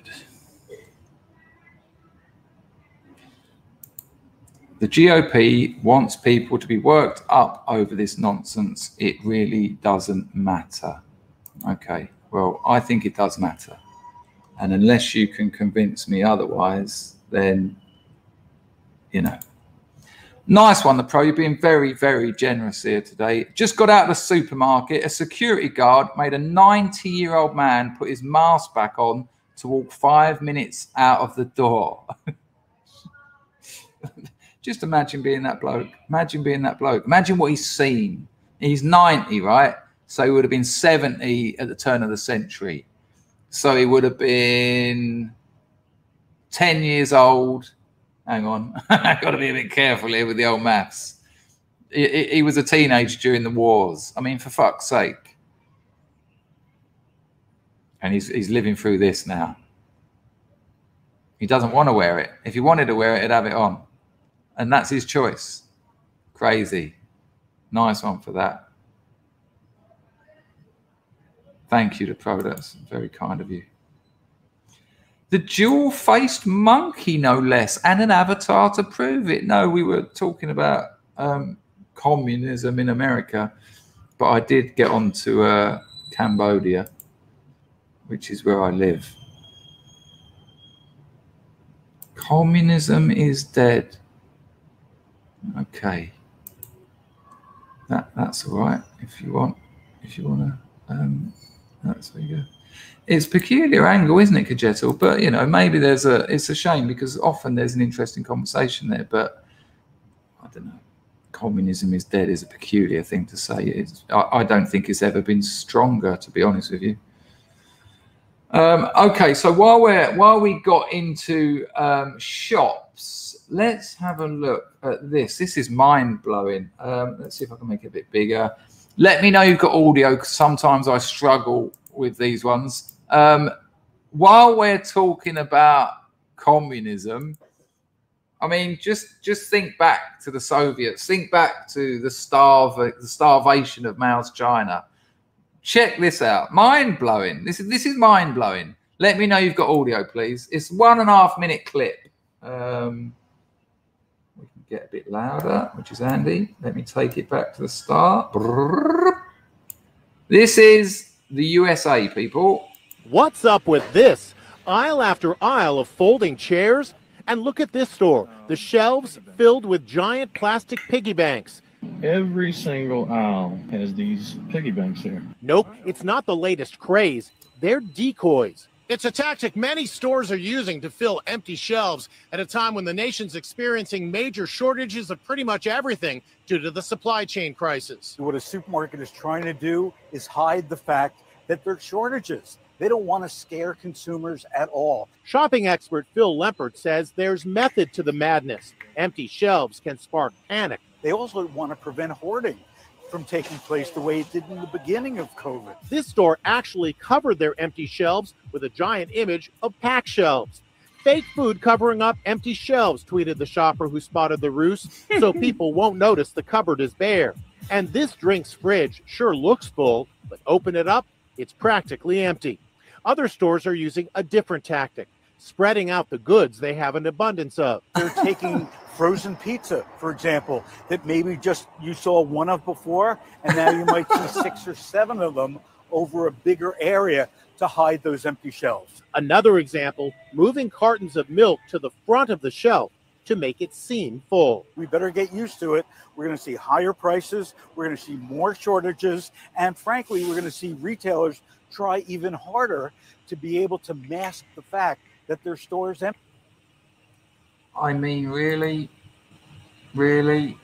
Alex said the GOP has a bad tendency of trotting out terms like communism and Marxism. Alex, at the beginning of this video, and fair enough, you probably weren't here then, I said, don't use terms like woke, because that's a leftist term. That come from the left. Name these people for what they are, and they're communists and they're Marxists. And everything that's happening in America at the moment is straight out of the communist playbook. The current administration is a communist administration. Now, you don't have to agree with that. That's fine, but you've got to provide an argument. Now, I know it's difficult in a couple of sentences in the chat, but you've just said it isn't. You said it isn't important, and you know what? Why is it a bad look? If you don't think they're communists, okay, but I do, and that's where we are. But you've gone from it's not important, and you haven't stopped talking about politics since then. So in one of your comments, you said something like, "I'm not thinking straight." I mean, Oh, so now you are talking about politics, okay? I mean, I'm just a little bit confused with you, but it's nice to have you here. I don't recognise your name, but you're welcome to disagree. That's all cool.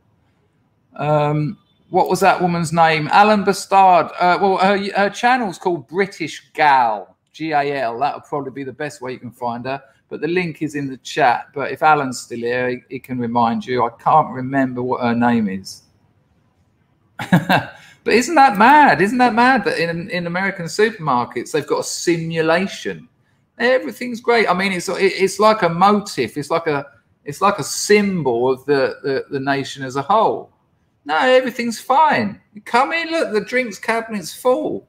The shelves are full. There's nothing to see here. This is fine. And then you just any superficial analysis of the surface is like, oh, This is a photograph. Fuck me, man. Colonel Flag, hello. Nice to see you. Or the supermarkets just block whole sections and put up signs claiming they're making... Oh, have you seen that? I mean, I obviously haven't been to any American supermarkets. The supermarkets in Cambodia are full. In a third world country, there's no problems out here. Weird, isn't it? Weird how the richest nation in the world in 11 months under a communist government have put in photographs of books. Right, what is Boris is on the firm. Hello, mate. How are you?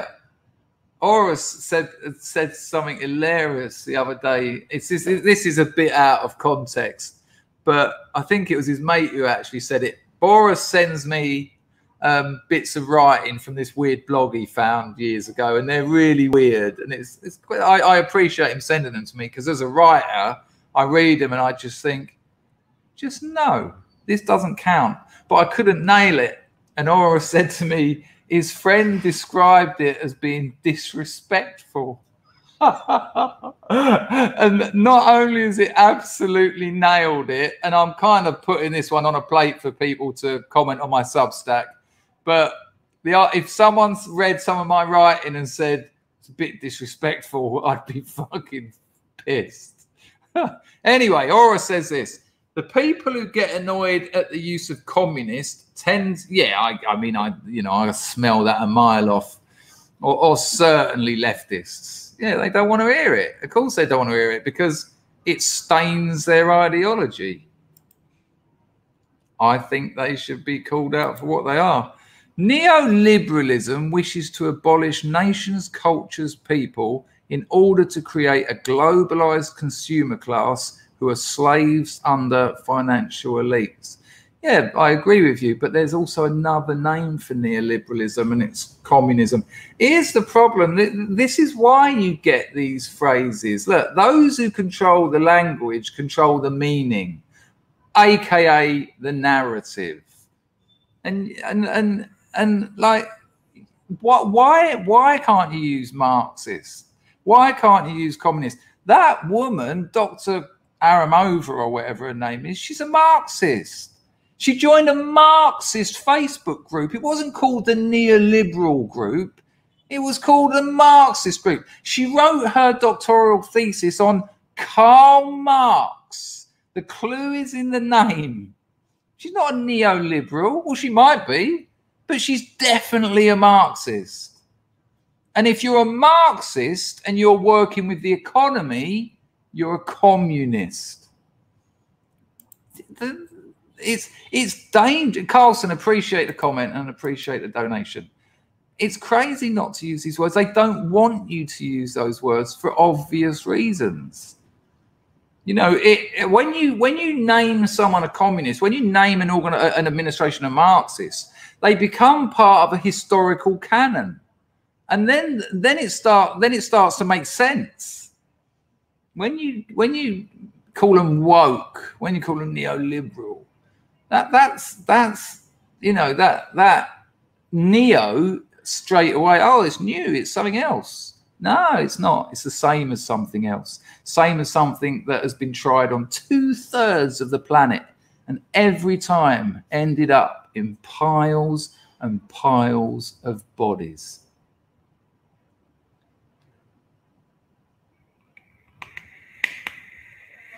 Hayden, how comes you've changed your name? Did you get yeeted? Do we call you Hayden or is it Haid? What's going on here? Manufacturers putting out poor quality products too, as they deal with their own supply workforce issues. Okay, so like buying up the shit stuff that no one wants, just the stuff that didn't sell, new products that didn't sell, that go to they go to auctions. I think that certainly happened in England. You know, consumer durables, no, but if they've got sell-by date, they get auctioned off. So shopkeepers can go to the auctions and buy like 50 boxes. They don't even know what they are, but it's like 20 quid. And then when they get home and it's like tinned guava. You know, when you've gone into your corner shop, and we've all done it. It happened a lot in the 80s. You go into your corner shop and they'd have things that you just didn't know what they were. What's this? Lemon troika? What's for dinner, Mum? Lemon troika, bitsy kapoofa, and chanty. Okay, you baking it or grilling it? I don't know how you make it. Alex says, I'm not an ideologue. The American elite are neoliberal, not communistic. You've made that point a few times, and I will say again, they are communists. So, all right, we disagree. Not a problem.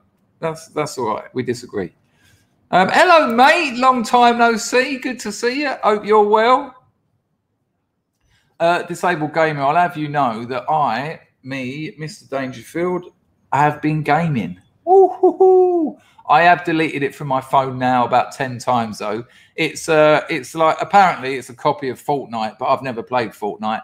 It's called Free Fire, and if you know Fortnite, it's the same thing apparently. And I have been winning like a beagle. I've still got those moves, mate. I've still got those moves. The things I learned on my rubber Spectrum keyboard, they're still in those fingers. But good Lord, how much time is that? I just had to go, no more, until the next time I upload it. But good to see you, mate. There's loads of new people in today, names I haven't seen before. Hello, Chad King. It's like how lefties call anything right-wing fascism. Okay. But they don't, do they? They tend to distinguish. They'll frequently call them Nazis. And the thing is, look, I think it's really important to make sure. I said this at the beginning of the video. It's why the video is called the United States of Communism.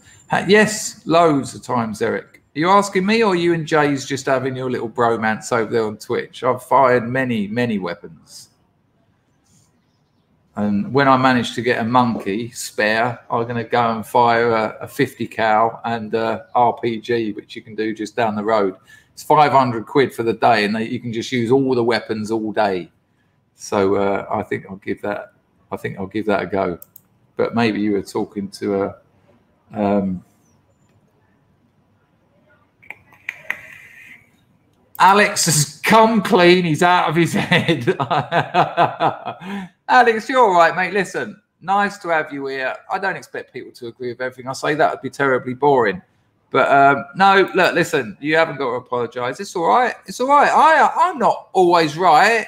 Far from it. Far from it. But it's all right. I quite like a debate. I do like a debate.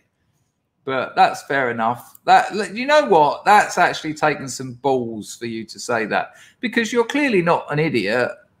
But, you know, I've got a history of drug abuse. So go easy. Nice to have you here. Yeah, that took some front to say that. Yeah, that really did take some front. No, I've never done Adderall. No, my tipple was smack. Smack. Benzos, booze, crack. Yeah, no, I agree, but it was a little bit, well, now I'll call it Adderalled. But that took some balls to say, so fair play. Oh my gosh. Step away from the keyboard. You're welcome here anytime, mate. I stream twice a day. You seem like a good guy. You didn't say anything shitty. You just disagreed with me, and that's all right. That's absolutely all right.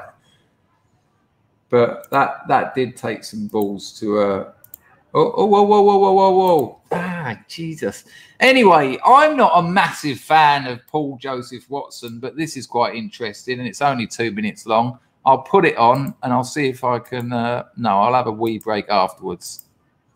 This is quite interesting. PJW, unfortunate pause, hit it. Remember when they said that if you took the jab and wore your mask, you'd get your freedoms back? How's that working out for you? Gibraltar is 100% vaccinated. Its entire adult population has had both doses. Technically, the territory is 100% Interesting little sort of, what would you call it? Control group. Let me put some lights on. I'm turning blue here. Interesting that there's this little control group, because this is what I'm kind of saying about Cambodia. You know, we haven't got a lockdown here. We haven't got this and that. Oh, now I'm blue. Let me sort out the blue. But it's interesting because Gibraltar is 100%. I don't even like saying the words. It's too heavy. Come on. Where are we going? Right. We're going to have a bit of this. That'll do. One swipe. One swipe winner. Swiper. Anyway, let's see what Watson's got to say. But check it out, because this is interesting about Gibraltar. 100% vaccinated. Its entire adult population has had both doses. Technically, the territory is 118% fully vaxxed, because Spaniards enter every day for work reasons. Gibraltar has also enforced mandatory indoor mask mandates, and even for some time outdoors too, for over a year. Gibraltar is now experiencing what they're calling an exponential surge in COVID cases. Authorities have cancelled. Now that is fucking weird, isn't it? That's weird. 100% double jabbed up, and it's going through the roof. Now out here it isn't. Hardly anyone's got it. There's a huge BM in snide Pax passports. 2,500 out of 17 million.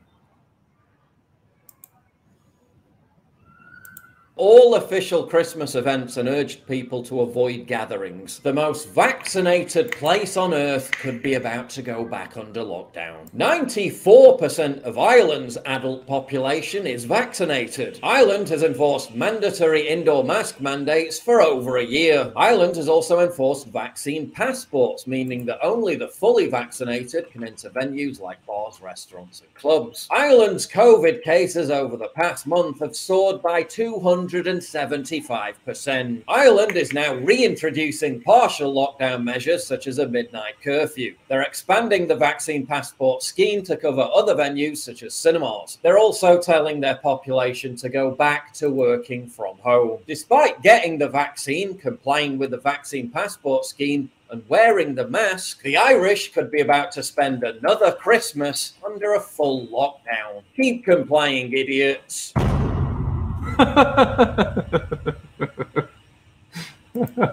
To get exclusive content. Yeah, all right. You can shoot your own channel.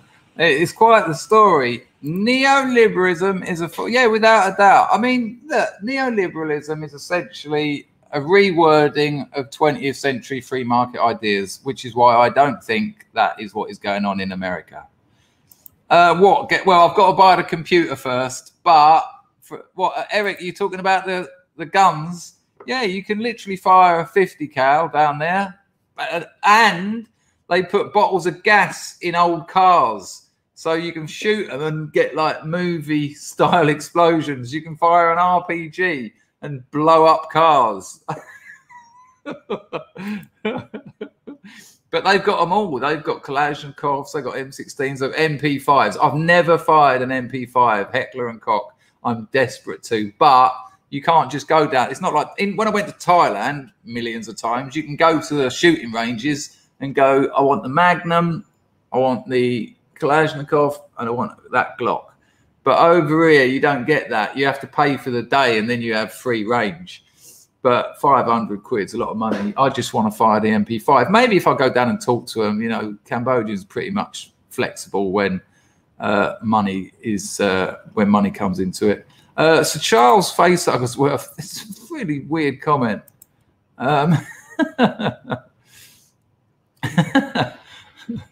204 people in here, absolutely lovely. If you're new here, I stream twice a day. You can come here and not agree, that's fine. But most of us here know each other. It's quite a nice community. It's a very nice community, and yeah, you're welcome. You're lovely to see some new people. Right, this is quite nice. It's only 9 seconds long, but it's a little montage of and they're absolutely authentic video clips. There's been no video editing here at all, but this is some footage of Carl Rittenhouse every time he's arrived and left court over the last week. Check it. Here we go.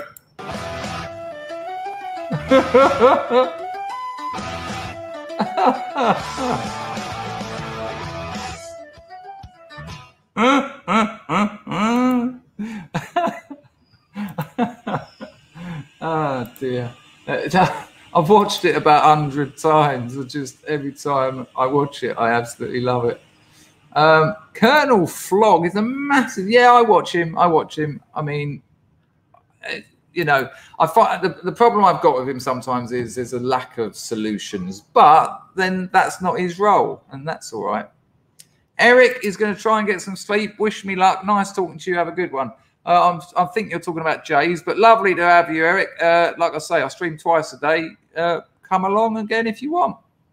Chad King says, I was just saying lefties don't distinguish between fascists and Nazis. They use the term interchangeably. Yeah, they absolutely do. You're right. You're right. You're absolutely right. I agree with that. Ian is telling Alex to take a fistful of benzos and give your head a break. No, take no more drugs and give your head a break. I'm not sure a fistful of benzos will give his head a break. It might for a few hours, but tomorrow, just drink some water and meditate, and you'll gently fall asleep Wednesday. Thank you, Carlson. Paul sticks his chin out when he speaks, I noticed. Oh, Paul Joseph Watson. I thought you were talking about Bally G. I was thinking, how do you know? Yeah, he's also a giant. I think that apparently he's like 6'4", 6'5". I think he has his camera above him, so he's looking up at it. But that's there you go. That's an interesting thing. Thank you, Carlson. Let me check my entropy. Oh, my days, Mr. MF again. Bong. Let me get that on the screen. Entropy donations get their screen time. It's only fair. I'm desperate for a wee. After this one, I'll have a little wee break. And then you can too if you also need a piss. 1 second, people. Bosh, bosh, bosh. Boom. Boom. Kabalakoom lakaboom. Mr. MF, who's donated loads today.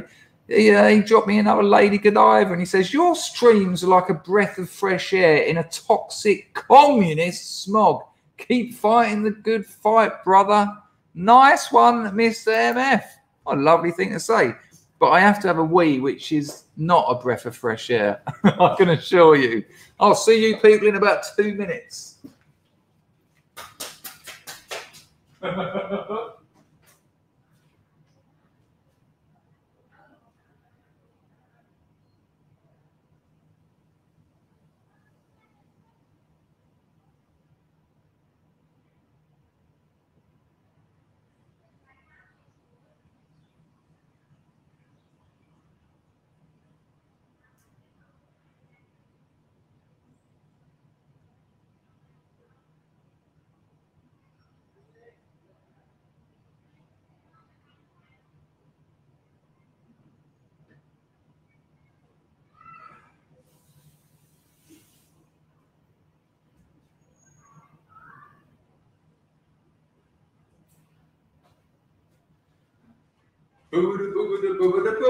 The sun is going down in Cambodia. I've got a day's work to do left. Yeah, I did get a couple of hours in this morning though.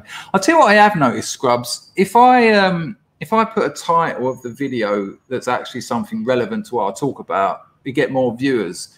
When I call it something like "Don't mention the crystal boucher of shit," people I don't tend to get the numbers. But here's why I don't usually do that, because when you're streaming twice a day, I can't put together a 2-hour stream around one subject. You know, I might have a theme I'll open with, and I always feel like, well, if people come here thinking that that's going to be the whole 2 hours, they'll be disappointed. But I think that's what I'll do. I think I'll have like a main theme that I'll open with.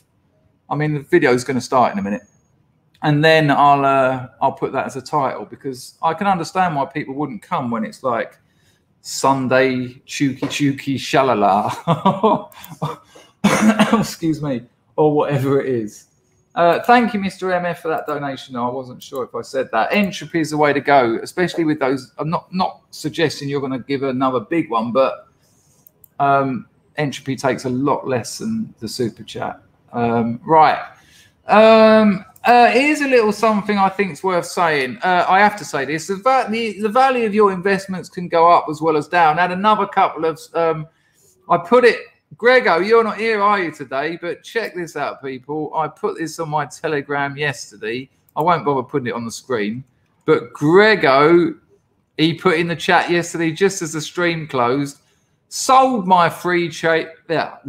sold my free trade shares. They're now up 80% after a company bought out Wheater. Dole. Imagine. Now, there is a lesson there, though, because... hang on a minute. Let me turn the brightness up and you might actually be able to see me, which, you know, I know isn't always a gain, but it might be a bit better. Let's try that. Boom! Oh, my God, now it's a bit orangutan. Steady. Hang on a minute. I can sort that out. Hacking skills engaged. Let's try that one. It's a bit blue. There you go. We can deal with that, can't we? Right. Yeah. When I opened this whole free trade lark up, and I got Sam on, who is an investment genius and is worth millions. These are long-term things, and I mentioned it before. There's a certain temperament to owning stocks, especially if you're buying indexes. Index investments, you're looking at 10 years, at least 8. You can't look at your free trade every day and it's gone down and think, I'm going to lose all my money, sell. I've done that. Don't get me wrong, I've done it. And 3 weeks later, it's gone up 40%. I'm like, oh, but I learned my lesson. So if you're investing in indexes, forget about them. And unless... Well, you shouldn't put more money in than you can afford to lose anyway. But, you know, indexes need 10, 15 years to appreciate, including being adjusted for inflation. So, you know, chill. Don't, it's gone down for 0.2%. Sell everything. I'll take the hit now. Because 4 months later, they could have gone up 20%. Now, the reason I say all this is because 3 weeks ago, I said... Now, and I have to say this, the value of your investments can go down as well as up, and frequently do. And I always say indexes or ETFs, right? Very rarely do I talk about an individual company's stock. But 3 weeks ago, I suggested Shopify, who is a platform that makes e-commerce shops, internet shops, basically. Now, I was tipped this by the Motley Fool. I was also tipped it by another investor friend, and I've done my due diligence, and I found out that Shopify are linking with loads of very big companies to integrate loads more things into their shopping platform, which none of the other shopping platforms are anywhere near. So their company is growing. I just want to show you this. This is only a couple of minutes. I know it's not everyone's cup of tea. But 3 weeks ago, I mentioned, and the ticker, if you're interested, is $SHOP. Now, it is now the 19th, 14, so about the 27th. So, yeah, about the 27th. Wednesday, the 27th of October, Shopify was $1,362 when I tipped it, $1,362. Today, $1,683. In the past month, they've gone up 13%. Personally, and again, I'm not a professional. This is for entertainment value only. But personally, I think Shopify have got legs. I think Shopify could be looking at 300-400% over the next year.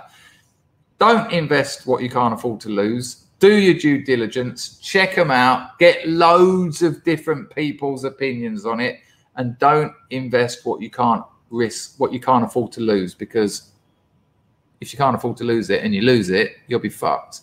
See you later, Jays. Take care, mate. Oh, you're talking to that other fella. Sorry, I'm about a mile behind. But that would be, I tipped them 3 weeks ago, and I'm still tipping them. But don't get all excited. You've got to be careful. You know, you can't say, oh, he reckons it's going to go up, and he was right that time, because the markets are in a very strange situation. So, you know, just be aware. You're gambling. It's gambling, okay? But the difference between gambling on the stock exchange and gambling in a casino, the stock exchange has historical charts. You know, you can look at them back for 100 years, which is kind of relevant. Right, and now it's time for today's toxic masculinity. And in this fight, have I got it the right bit? And today we're going to Russia. It's more back garden fighting. Apparently it's a rugby player, and he has 2 fights, right? He has 2 fights. Hello, Ozmeister. How are you? Yeah, I'm not knocking him. I just showed a clip of his, you know. Nice to see you, though. There's loads of people here. Hello, Mark. How are you? I would have had a little ident for this. Alex was introduced to me on Millennial Work. Yeah, I think I've done 3 of them. I'm on it this year, Alex. I'm on it this year. I've just got to tell him what dates I can do. Hello, Anglian. Austria back in total lockdown from Monday, and jabs will be mandatory. Wow.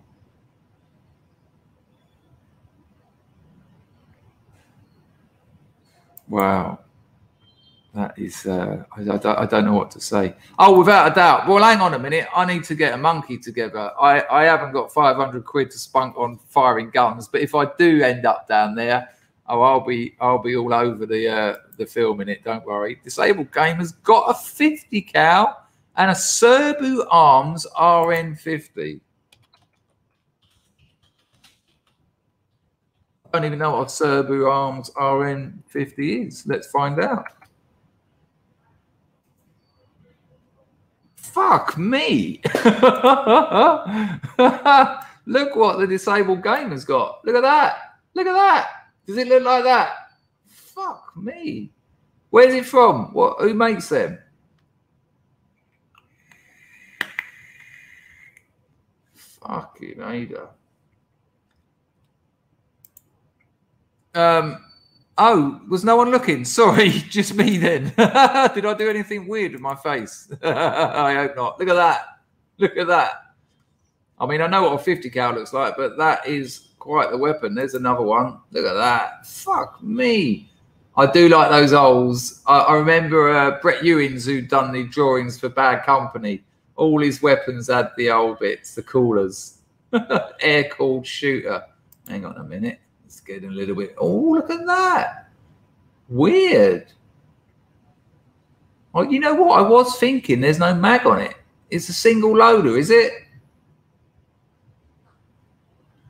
A peculiar weapon.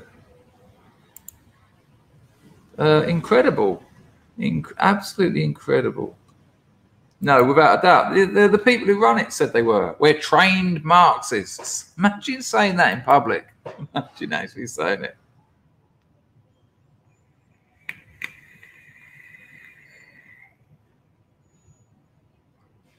Likewise, Alex. Yeah, I love it here. I absolutely love it. I mean, I was always going to live here. I was always going to move here before all the coof and that. But I love it. I won't be leaving. I've got a girlfriend here. I've built a life here. I love it. And like you, I work online. So as long as I've got Wi-Fi, and my Wi-Fi here is faster than it was in Soho, London. So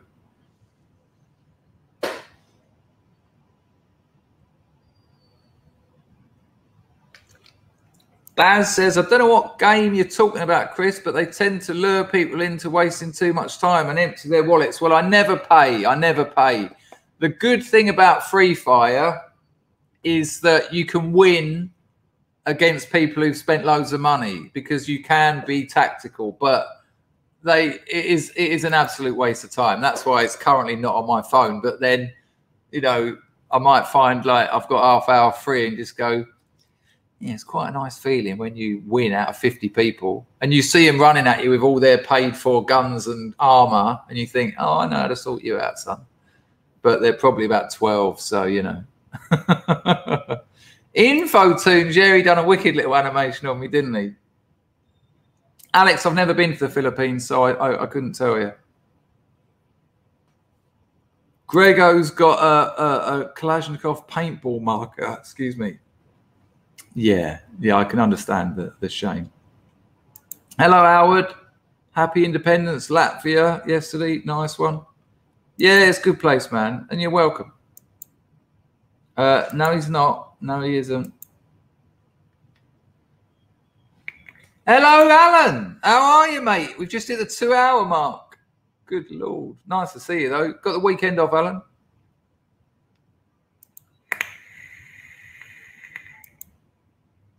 Is it your first time here, William? Lovely. Absolutely lovely. Is that the shooter you've got? That thing I showed? Is that the RN, the Serbus? Oh, it is a single shot. I just read it. What a peculiar weapon. What would you use it for? All right, Carlson, I'm looking for it now, mate. Boom. Oh, no, we've already done that one. Right, where are we? Let me move down. So much chat going on. It's good to see, though. It's just I can't keep up with all of it. Good Lord. Burp, burp, burp, burp, burp, burp, burp. Morning to you, Alan. Good to see you. Right, here we go. Thank you, Alan, for that donation as well. Right, good Lord, you lot are chatty today. Well, it's Friday. Imagine being Friday. Amazing, amazing. The weekend. I've got the whole weekend. I'll be working on my novel. I might not be streaming Sunday afternoon because I'm going to just get on the old novel. I know it was terrible, Grim. I feel so awful. Right, what have I got for you? Today's toxic masculinity. Toxic masculinity. You listening, Space Opera Mark? Toxic. I'll give you a clip to put in it. Toxic masculinity. Toxic masculinity. Okay, you can use that. Get a time check on it. 2 hours and 1 minute. Right, we're going all the way to Russia. There's a geezer who's a rugby player. In Russia, knockouts fight you. I don't know what it means, Carlson. I'll tell you what, though. I went to the Ukraine once when I was about a month out of rehab, and a bloke I met in rehab said, do you want to come to the Ukraine? I'm going to buy a wife. And I was like, yeah, all right. And I went there, and I hooked up with this lovely bird, Anastasia. Fucking hell, man, Anastasia. Still talk to her today. Well, like not today, but I might actually, because I was thinking about this story before I was done the stream. I thought I might see how she's getting on. Hi, Anastasia. And Karenin. And I'll tell you what, the thing that struck me about the Ukraine was just how rotten everything was. You go to a market in the Ukraine, it's just, all the food was jank. It was just old. Everything was so bad. And you got to remember, this is about what? Hang on. This was about 2005. And it was just a hole. This was Kiev, the capital. Now, don't get me wrong, some incredible architecture. Few too many hammers and sickles about the place. You know, this massive hotel that looks over the main square, and we stayed in it. And it looks grand from the outside. But when you go in, fucking awful. Nice one, Carlson, for that donation. When you go in, horrible, right? Now listen to this. The actual rooms, they just stunk of like mildew. The shower cubicle was like a square bath, about a foot deep, and all the coating, like I don't know what you call it. It was like fake porcelain or something. There was no coating left. It was like sandpaper, and the water just sort of. It wasn't like there wasn't a spray head on it. It was just like a tube of water that just beat down in the middle of your head. You'd be there just going, grrr, not very warm. Now, there's the weird bit. Every floor of this main hotel in Kiev, I wonder if I can find a picture of it. Hang on.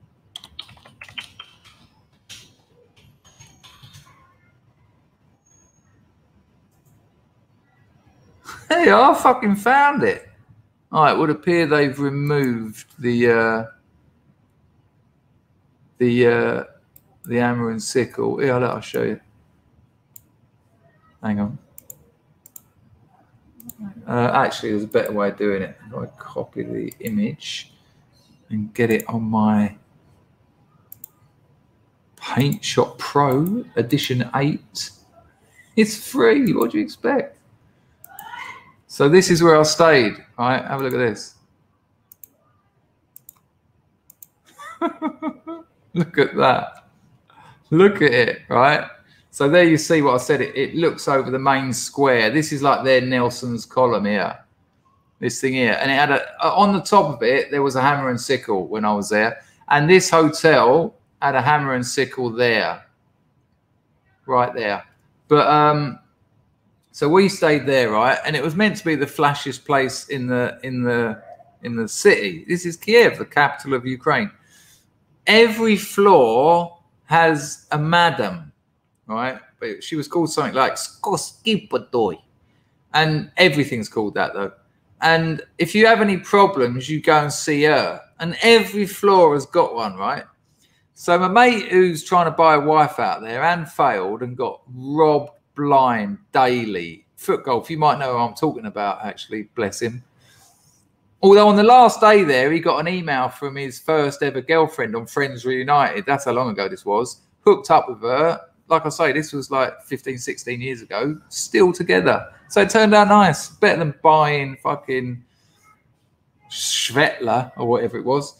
And if you have any problems with your room, you don't call room service or anything. There's no carpets or anything. It's like a prison.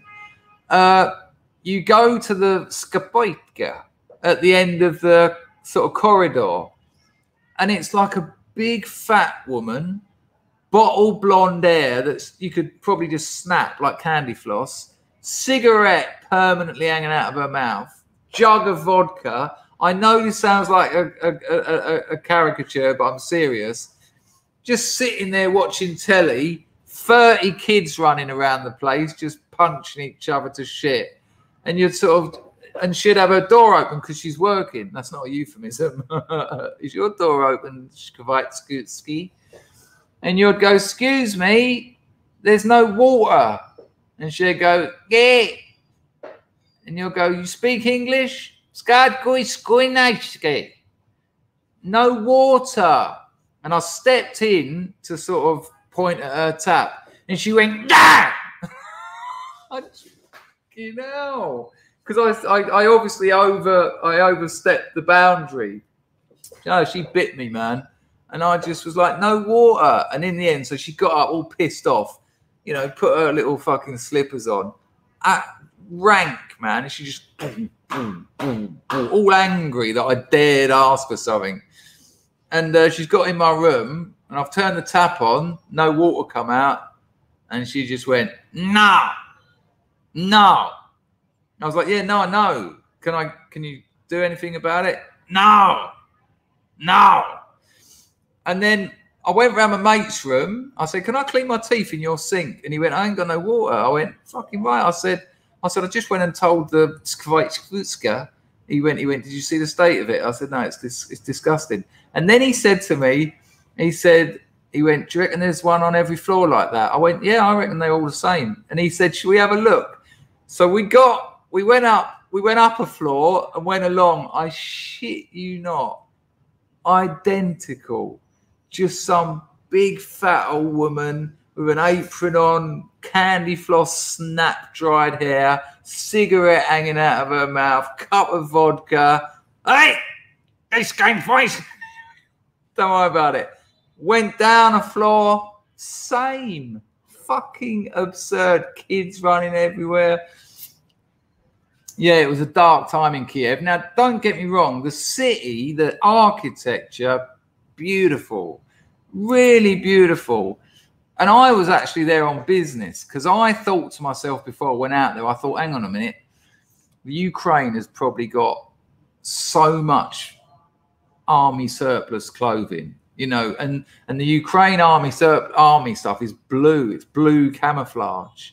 And I thought if I can get a few cargo containers of that over, you know, like half a ton of army surplus, really nice Spetsnaz, like, you know, Ukrainian special forces, I'll be able to pump that out on eBay and make an absolute packet. But when you can't talk Ukraine or Russian, it's not much good. And even when I hooked up with Anastasia, we'd go to the markets and there'd be a bloke selling this stuff, and I'd say, yeah, but can you get like 5,000 of those? And then he'd just start going to her, and she'd turn around after about 20 minutes of him shouting at her and go, he said no. I go, all right, don't worry about it.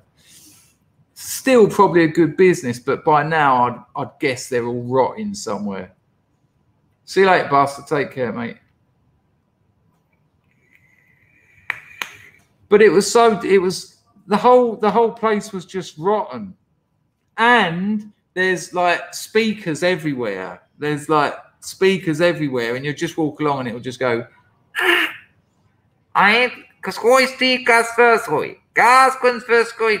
and I said to Anastasia, what's that? And she'll say, oh, they're just telling you how well the country's going. Every half hour.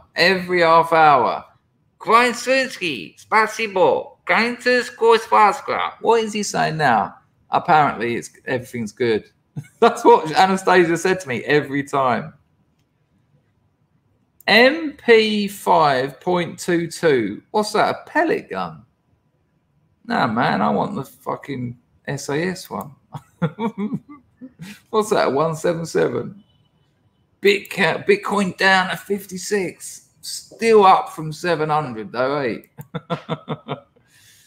Loads of people here. Right. Hang on a minute.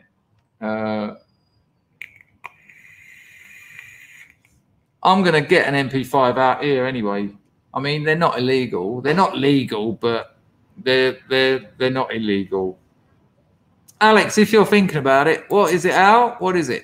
Alex, if you're thinking about it, just come out here on holiday and have a look, you know, and then go home and think about it. But I love it out here. Absolutely love it. What is Alan calling me for? There's so much writing. I don't know what to do. I'm only joking with you, mate. I sent you the emails, you know. Don't let it become an obligation. Get it sorted, eh?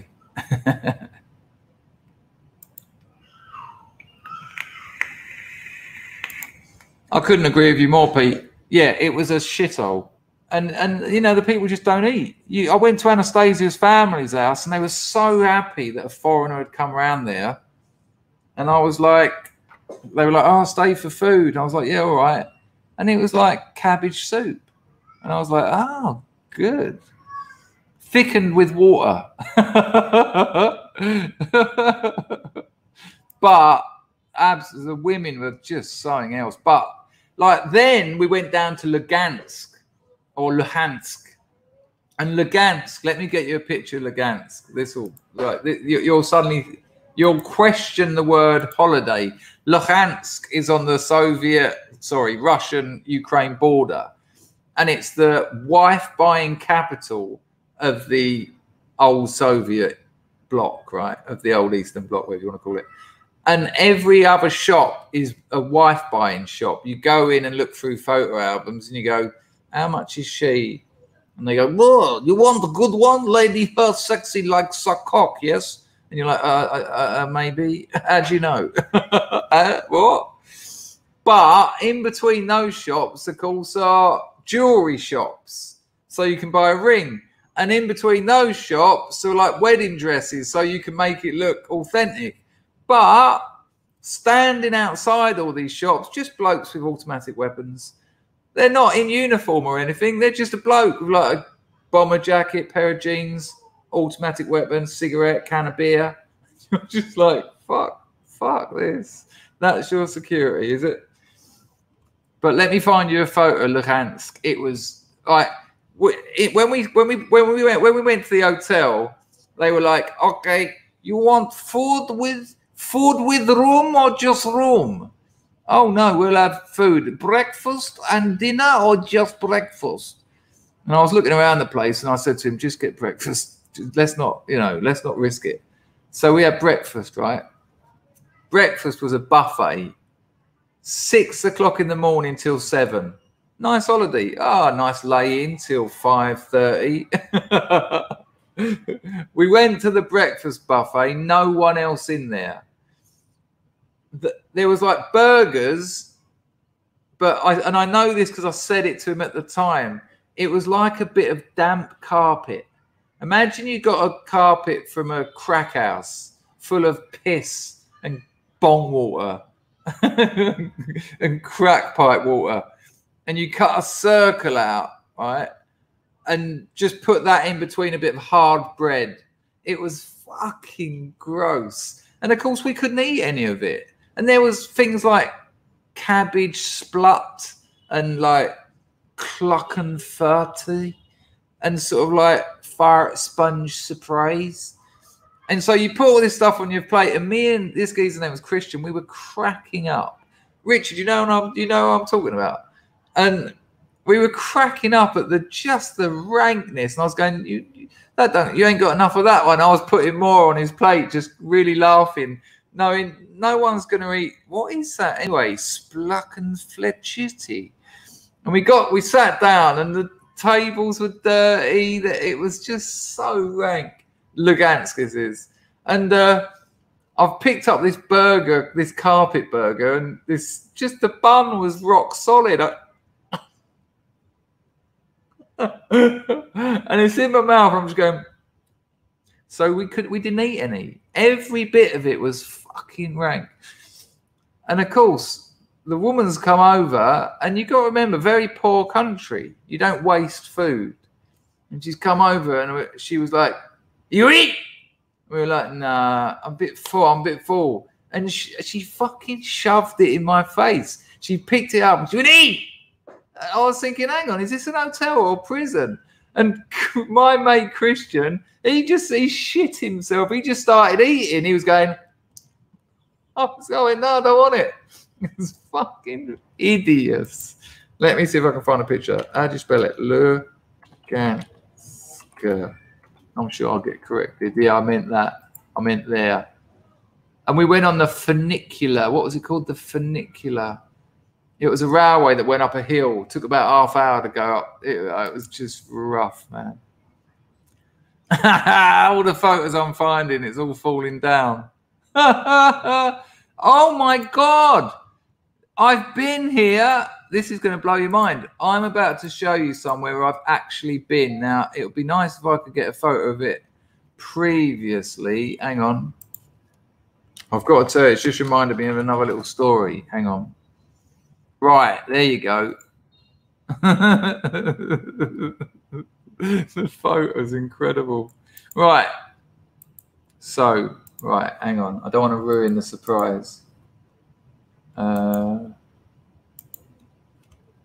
Right, I've had to blow this up a little bit, but you'll get the idea. So this is Lugansk Airport, right? Now, when we arrived there, right? I mean, look at all that Soviet lettering. It's terrifying, isn't it? There's something just so other about it, right? When we arrived there, so we've flown from Kiev, and again, the aeroplane, the food was inedible. It was dirty. There were seats missing. There was no air hostesses. You know, I'm sure the pilot gave out the food while he just put an elastic band around the steering wheel or something. But when it landed, I was looking out, and I said to my mate Christian, I said, "There's no airport. There's no lights or anything." There was metal bins on fire to show you where to land, like you know, like oil barrels with like wood in them. That was it, to show you where to land. And as we're screeching down the runway, and I'm saying to him, I said, they are actually fires. We were really laughing. Like this, we're on holiday, right? The plane door opens. There's no air hostess or nothing. It's just, go on, fuck off. Come on, focus. Focus. Oh my God, have I gone blurry in real life? There you go. Right. So we walked down the steps to be greeted by two men, no uniforms, automatic weapons, right? There's dogs running around, loads of dogs, and they're just aggressive. And like when they come for you, the blokes with the guns, they hit them. They hit them with the back of their guns on the head, and you're like, there's no airport. This picture harbours a lie, because behind that, it's just tarmac and burning barrels of wood. And you go into that, and it's just nothing. That's just a facade. We were crying with laughter. It was just a joke. You don't have to show any papers or anything. The blokes with the guns just walked us to sort of there to there, and then you just open a door and you're standing in front of that place. But look at it now. Hang on. Look, it ain't going so well out there. I mean, it was halfway there. I mean, I'm not laughing at that because obviously I know why it looks like that.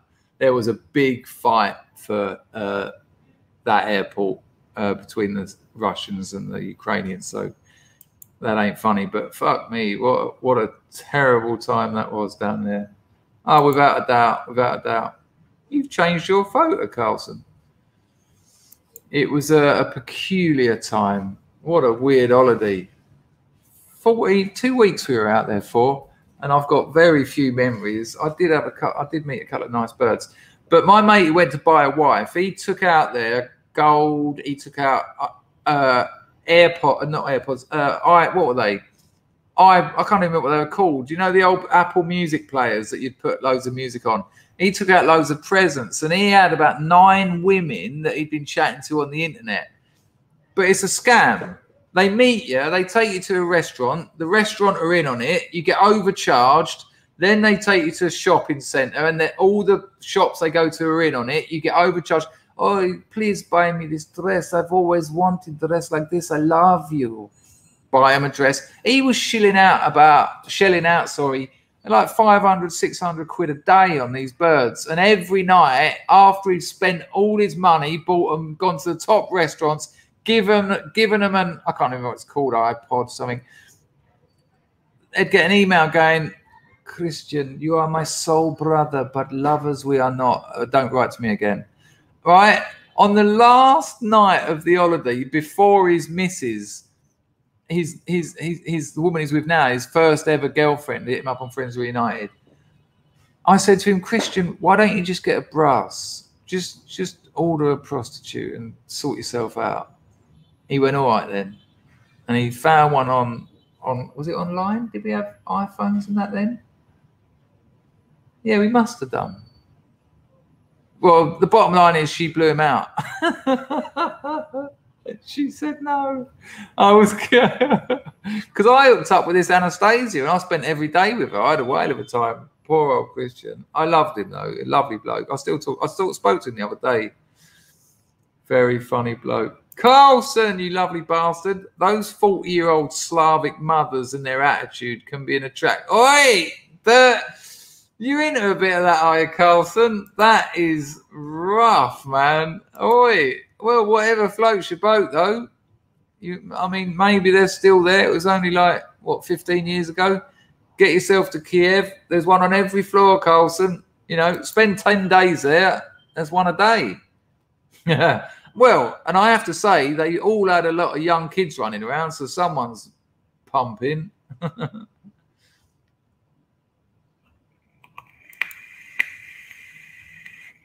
It's funny that you say babushka because a lot of Westerners think a babushka is a beautiful woman because of the Kate Bush song, but a babushka, as Haid, as he's recently renamed himself.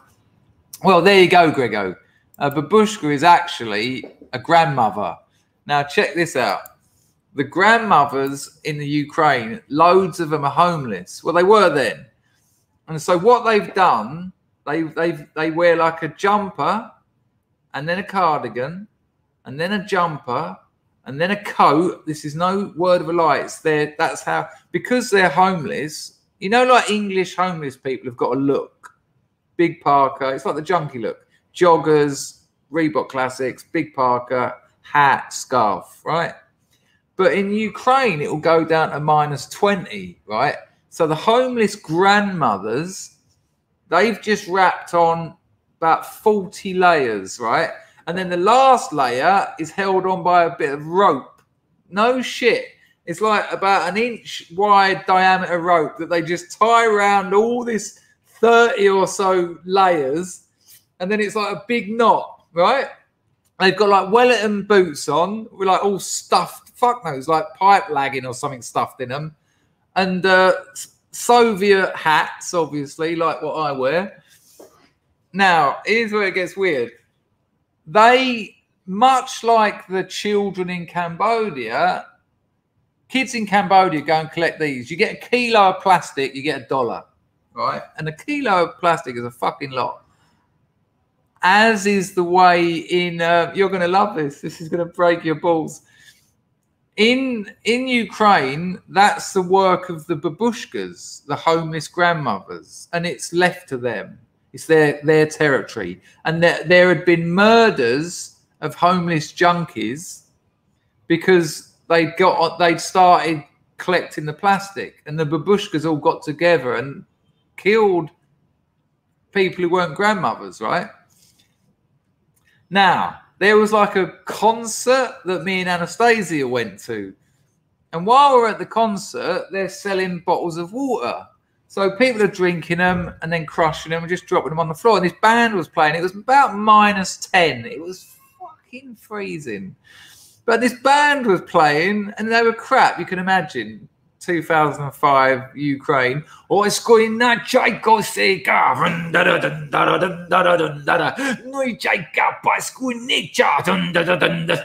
Fuck this. And then Anastasia said to me, she said, she went, listen to me. When band finish, when band play, babushka cannot get plastic. When band finish and everyone gone, police let them get plastic. But so much plastic, it's a fight. It's a grandmother fight. And I was like, really? She said, yeah. So about an hour later, the band had finished going, Spasibo choitan karte. And everyone's gone, hey! Like the best thing that's ever happened in the Ukraine, right? And so everyone starts walking off, and you see all these babushkas in their 30 layers with the ropes around it, and they're like, boom, boom, boom. They look like something out of Warhammer 40,000. You see them all just appear, and they all stand round the outside, about 20 of them. Grandmothers, but massive, like Michelin grandmothers. And they're not allowed to go anywhere near any of that plastic until everyone's left the square, right? So me and Anastasia, we're standing on the edge of the square because she's like, you will like this, Chris. Fucking crazy. So it's like the last few people, and then it's just fucking mayhem. Running grandmothers with like 30 layers on so they can barely move. And they're just bouncing each other out the way. And they've got these nets. And they're putting plastic in their nets. But then someone will just another babushka will shoulder barge them. It's like a fight. And everyone's watching them. It's like grandmother wars. And they're falling over all the time. They're kicking each other. They're nicking them out of other people's nets. And the police let it happen for about 10 minutes. And then they just blow their whistle. And then once they... excuse me, once they blow their whistle, it's like, no, you got to go. So they scamper up the last of the plastic they can get, and then they all just disappear from whence they came. One of the weirdest things I ever see. Fucking inflatable pneumatic grandmother pit fighting. I was just like, oh dear, this isn't society at its most efficient. It was something else. Good Lord, we've nearly done 2.5 hours.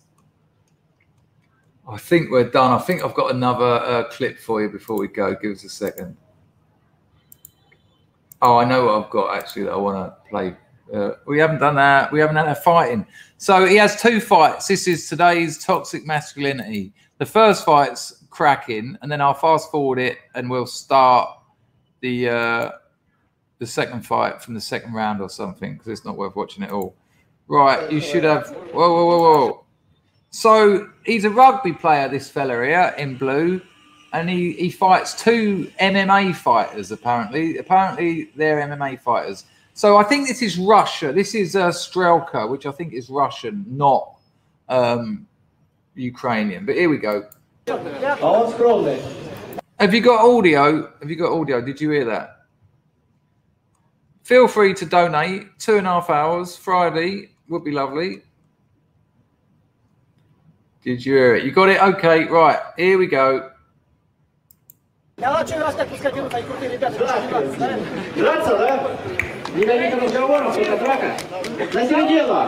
And trust me, I know it's a stereotype, but most of the Ukrainian blokes I saw out there were very hard men. And look, of course this can't be the truth, but as a people, I didn't see anyone I'd class as a beater. The men out there are fucking hard. Even the small, short men, because they've had to be. You don't survive in a country like the Ukraine. And I know I keep saying the Ukraine. Younger people won't know this, but there's been quite a weird little linguistic game going on there. It was always called the Ukraine. That's when the Olympics were coming on. These are the athletes from the Ukraine. But they dropped the somewhere along the line to kind of soften it up a bit, because it's a little bit too Soviet, isn't it? The Ukraine. But they were very hard men. We had a few beers with a couple, and they sort of say, you'll live here, sometimes you have to kill. And I'm like, have you killed? And he's like, everyone here has killed. And I'm like, okay, another beer, I'll get it. I'm just going for a piss. Everyone here has killed. Okay. What's happening later? The cinema. We actually did go to the cinema, I've just remembered. Anyway, here we go. Today's toxic masculinity.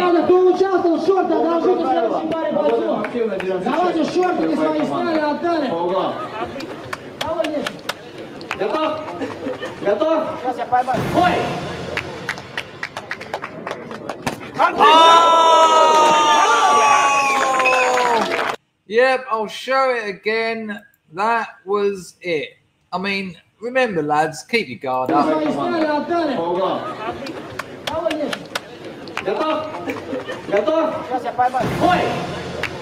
What is the point of guarding your tits? I mean, the other geezer just thought, oh, I know, I'll just punch that exposed head that he's sticking forward.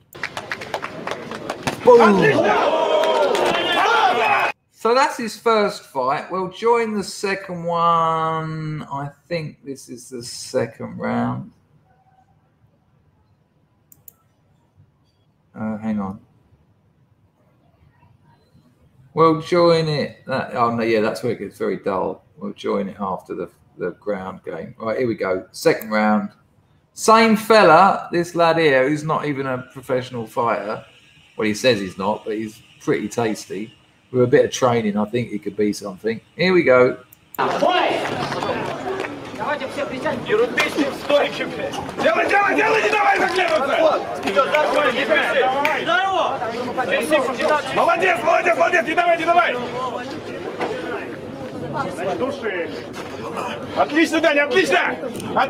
Can we just acknowledge what a terrible fighting surface sand is? I mean, fucking hell, sand. Or it knackers your legs out moving in it, and then, of course, you're getting it all in your face. I mean, they're getting their hands covered in it and their feet, and then when you kick someone, oh, days. Вылезай! Вылезай, забивай, забивай! Забивай колено! Колено! Рugby's давай! Давай! Boom, boom, boom! 3 punches! Boom, boom, boom, boom, boom, boom, and it's all over. And that was today's toxic masculinity. Toxic masculinity. Great stuff. I love the fact that these back garden fights are going on all around the world. Men fight. Oh, amazing. Oh, stop them doing it. It's terrible. No, it ain't. It's normal. Here, a little bit from our friend Memology 101. Let's see what he's got to say today. This is called It's Never Enough. Buckle yourselves in, people.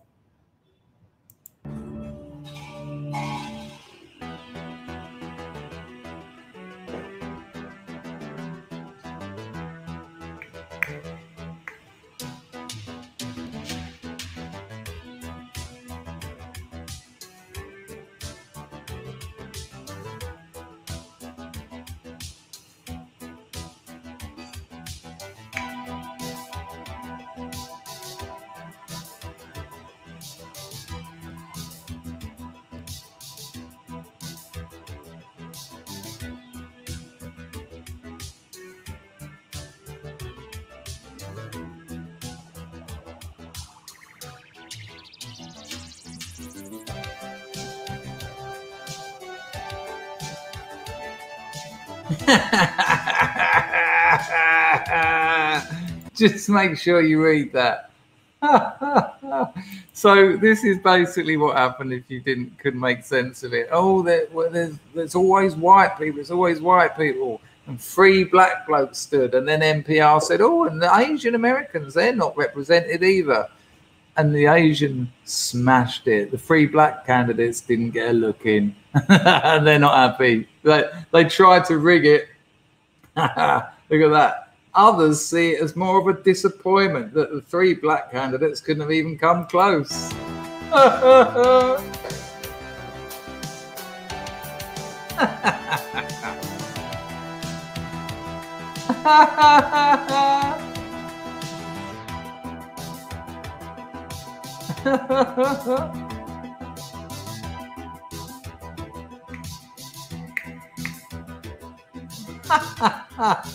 You can't even rig it. This is amazing. You can't even rig it. Why? I can't imagine why. It's just incredible. It's incredible.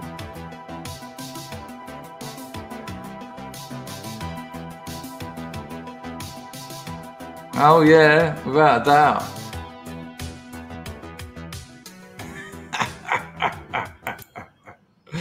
This is the problem with affirmative action. It doesn't take into account reality. Right, one more, just one little thing for you, because I've really got to do some work. This is bizarre. This is bizarre. I mean, The Guardian. For the people watching on Twitch, there's loads of us over here on YouTube.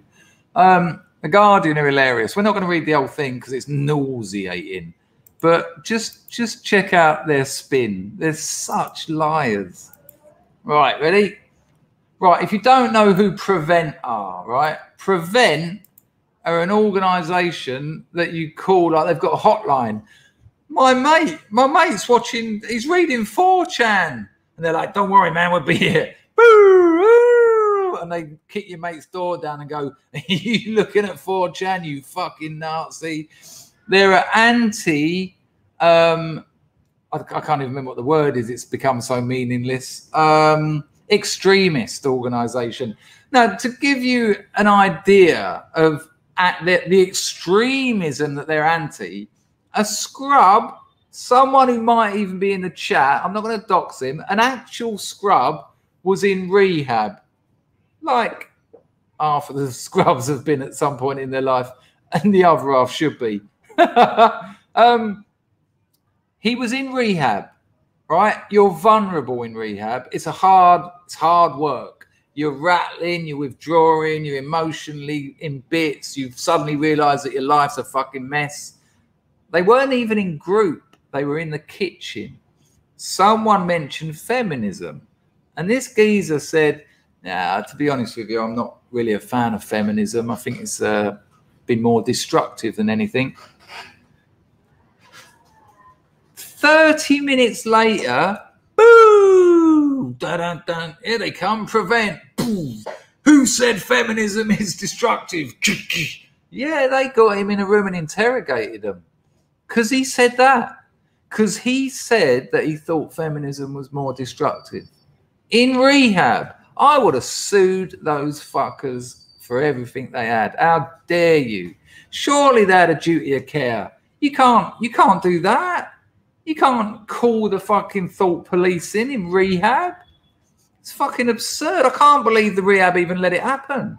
I would have chucked out the bloke that had fucking grassed him up. Imagine that little shit going up to the boss of the rehab with her blue hair and National Health glasses. I just want to say that John has been in the kitchen saying that he thinks that Adolf Hitler was the finest man ever to live. What, he actually said that? Well, he might as well have done. Okay, prevent, boo! Shine the prevent light into the air. It's like a turd. It's like a poo in the air. So that's what prevent are, right? They anti-radicalisation. Now, let's see what the Guardians say. And like I tell you, we won't be looking at all of this because it's just incredible. More prevent referrals linked to far-right extremism than Islamist, right? Total referrals to counter-terrorism scheme down 22%, possibly due to school closures. Right. The number of referrals to the government's Prevent Counter-Terrorism programme relating to far-right extremism has exceeded those for Islamist radicalisation for the first time. There were 1,229 referrals owing to concerns related to extreme right-wing radicalisation in the year ending 31st of March, and 1,064 because of suspected Islamist radicalisation. Right? Ooh. And yet, this is England. How many Muslims are there in England? And how many likely right-wing people? Are Muslims going to be right-wing, or are they going to be Islamists? I've read the whole article. There's no mention of that. There's no mention of, well, hang on a minute, 1,200 right-wing, far right-wing, and 1,064 Islamists. Well, if you look at them per capita of the likely supporters of such things, those figures are shocking. Those figures are absolutely shocking. That doesn't cast Islam in a good light at all. It makes it look shocking. It's just bullshit. And then the rest of the article is just about rubbish. It's just rubbish. It's just a funnel to the bit at the bottom that says, give us the cost of a cup of tea, can you? Oh, yeah. No. That's that. And let me make sure. Hayden dropped a $5 into Entropy. He's got his real name back. And he says, have a cracking weekend, everyone. It's only fair that I show that. It'll be awkward not to. There you go. Bosh, bosh. Hayden there. Boom. Thank you, Hayden. Have a cracking weekend, everyone. Appreciatato from Hayden. What happened to your name? Is it just like that in the chat? Right, 1 second, people. Right, listen, if you like reading short stories, true stories from my life, I've got a Substack. Substack, yeah. Link in the description. Never monetized, totally free. There's 12 stories already there in the archive. And if you put your email in, you'll get a new one sent to you every time I write one. And I'll have one finished this weekend. So if you like reading true stories about drug addiction and other awful things, look at my Substack. I've got nearly 2,000 subscribers, getting loads of cracking comments and reviews. Go and check it out. That would be appreciated. If you want to support the channel, you can chuck a super chat on Entropy in, because we're about to play some music like we always do. I stream twice a day, people, about 8:30 to 9 o'clock in the morning UK time, and then about around 4 o'clock UK time in the afternoon. And you're all always more than welcome. Right, I played some music now like I always do. Thank you to Moslav and Rags for looking after the place. Thank you to everyone who donated. Thank you to the chat who are absolutely on fire today. Amazing. I will see you all later around 4 o'clock, maybe 3:30. Might be a bit earlier today. Depends how quickly it takes me to get my work done. Take care, people. And don't forget to tell your people that you love them. Ta-da!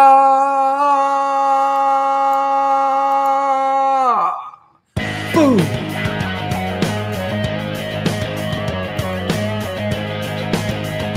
tell you about that later, Jeff. Sorry, mate. No, you're not. You're fighting good. Feel the glory he said you would. Tell your mama you're coming home. Take care, Alex. Get some sleep, son. But you realize you've been sold when you feel the enemy's cold heart steel. Oh Lord. Take care, Alan. Cheers, bunnies. Nice one, Windy. Cheers, love. You made some friends today, Jays. Planet X. Billy Vlogs. Chris, are you? Nah, not at all, mate. No. I can't imagine why I would be. You're alright? Nice to see you. That's alright, Arklow. Keep going. Take care, William. No problem, Alex. Good stuff. Cheers, Beyond. Nice one, John. Sorry about that Pepsi thing, Jeff. I'll get on it. Cheers, Tony. Fax Max. Really?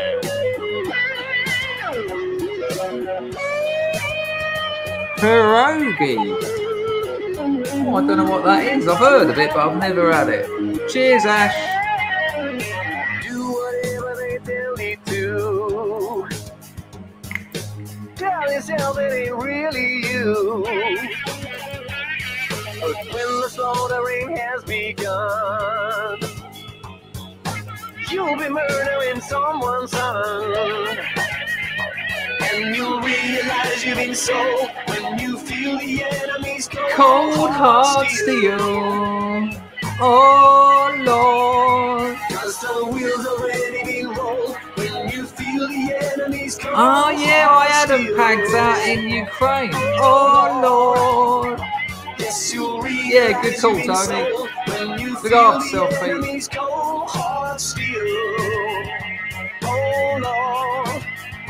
Cause the wheels are really being rolled when you feel the enemy's cold heart steel. Yeah, it's nonsense, man.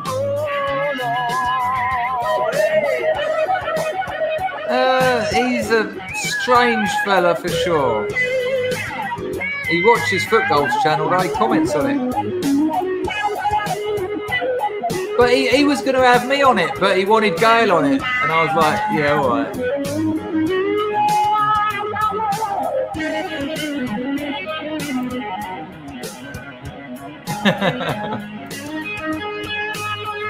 Hello, John.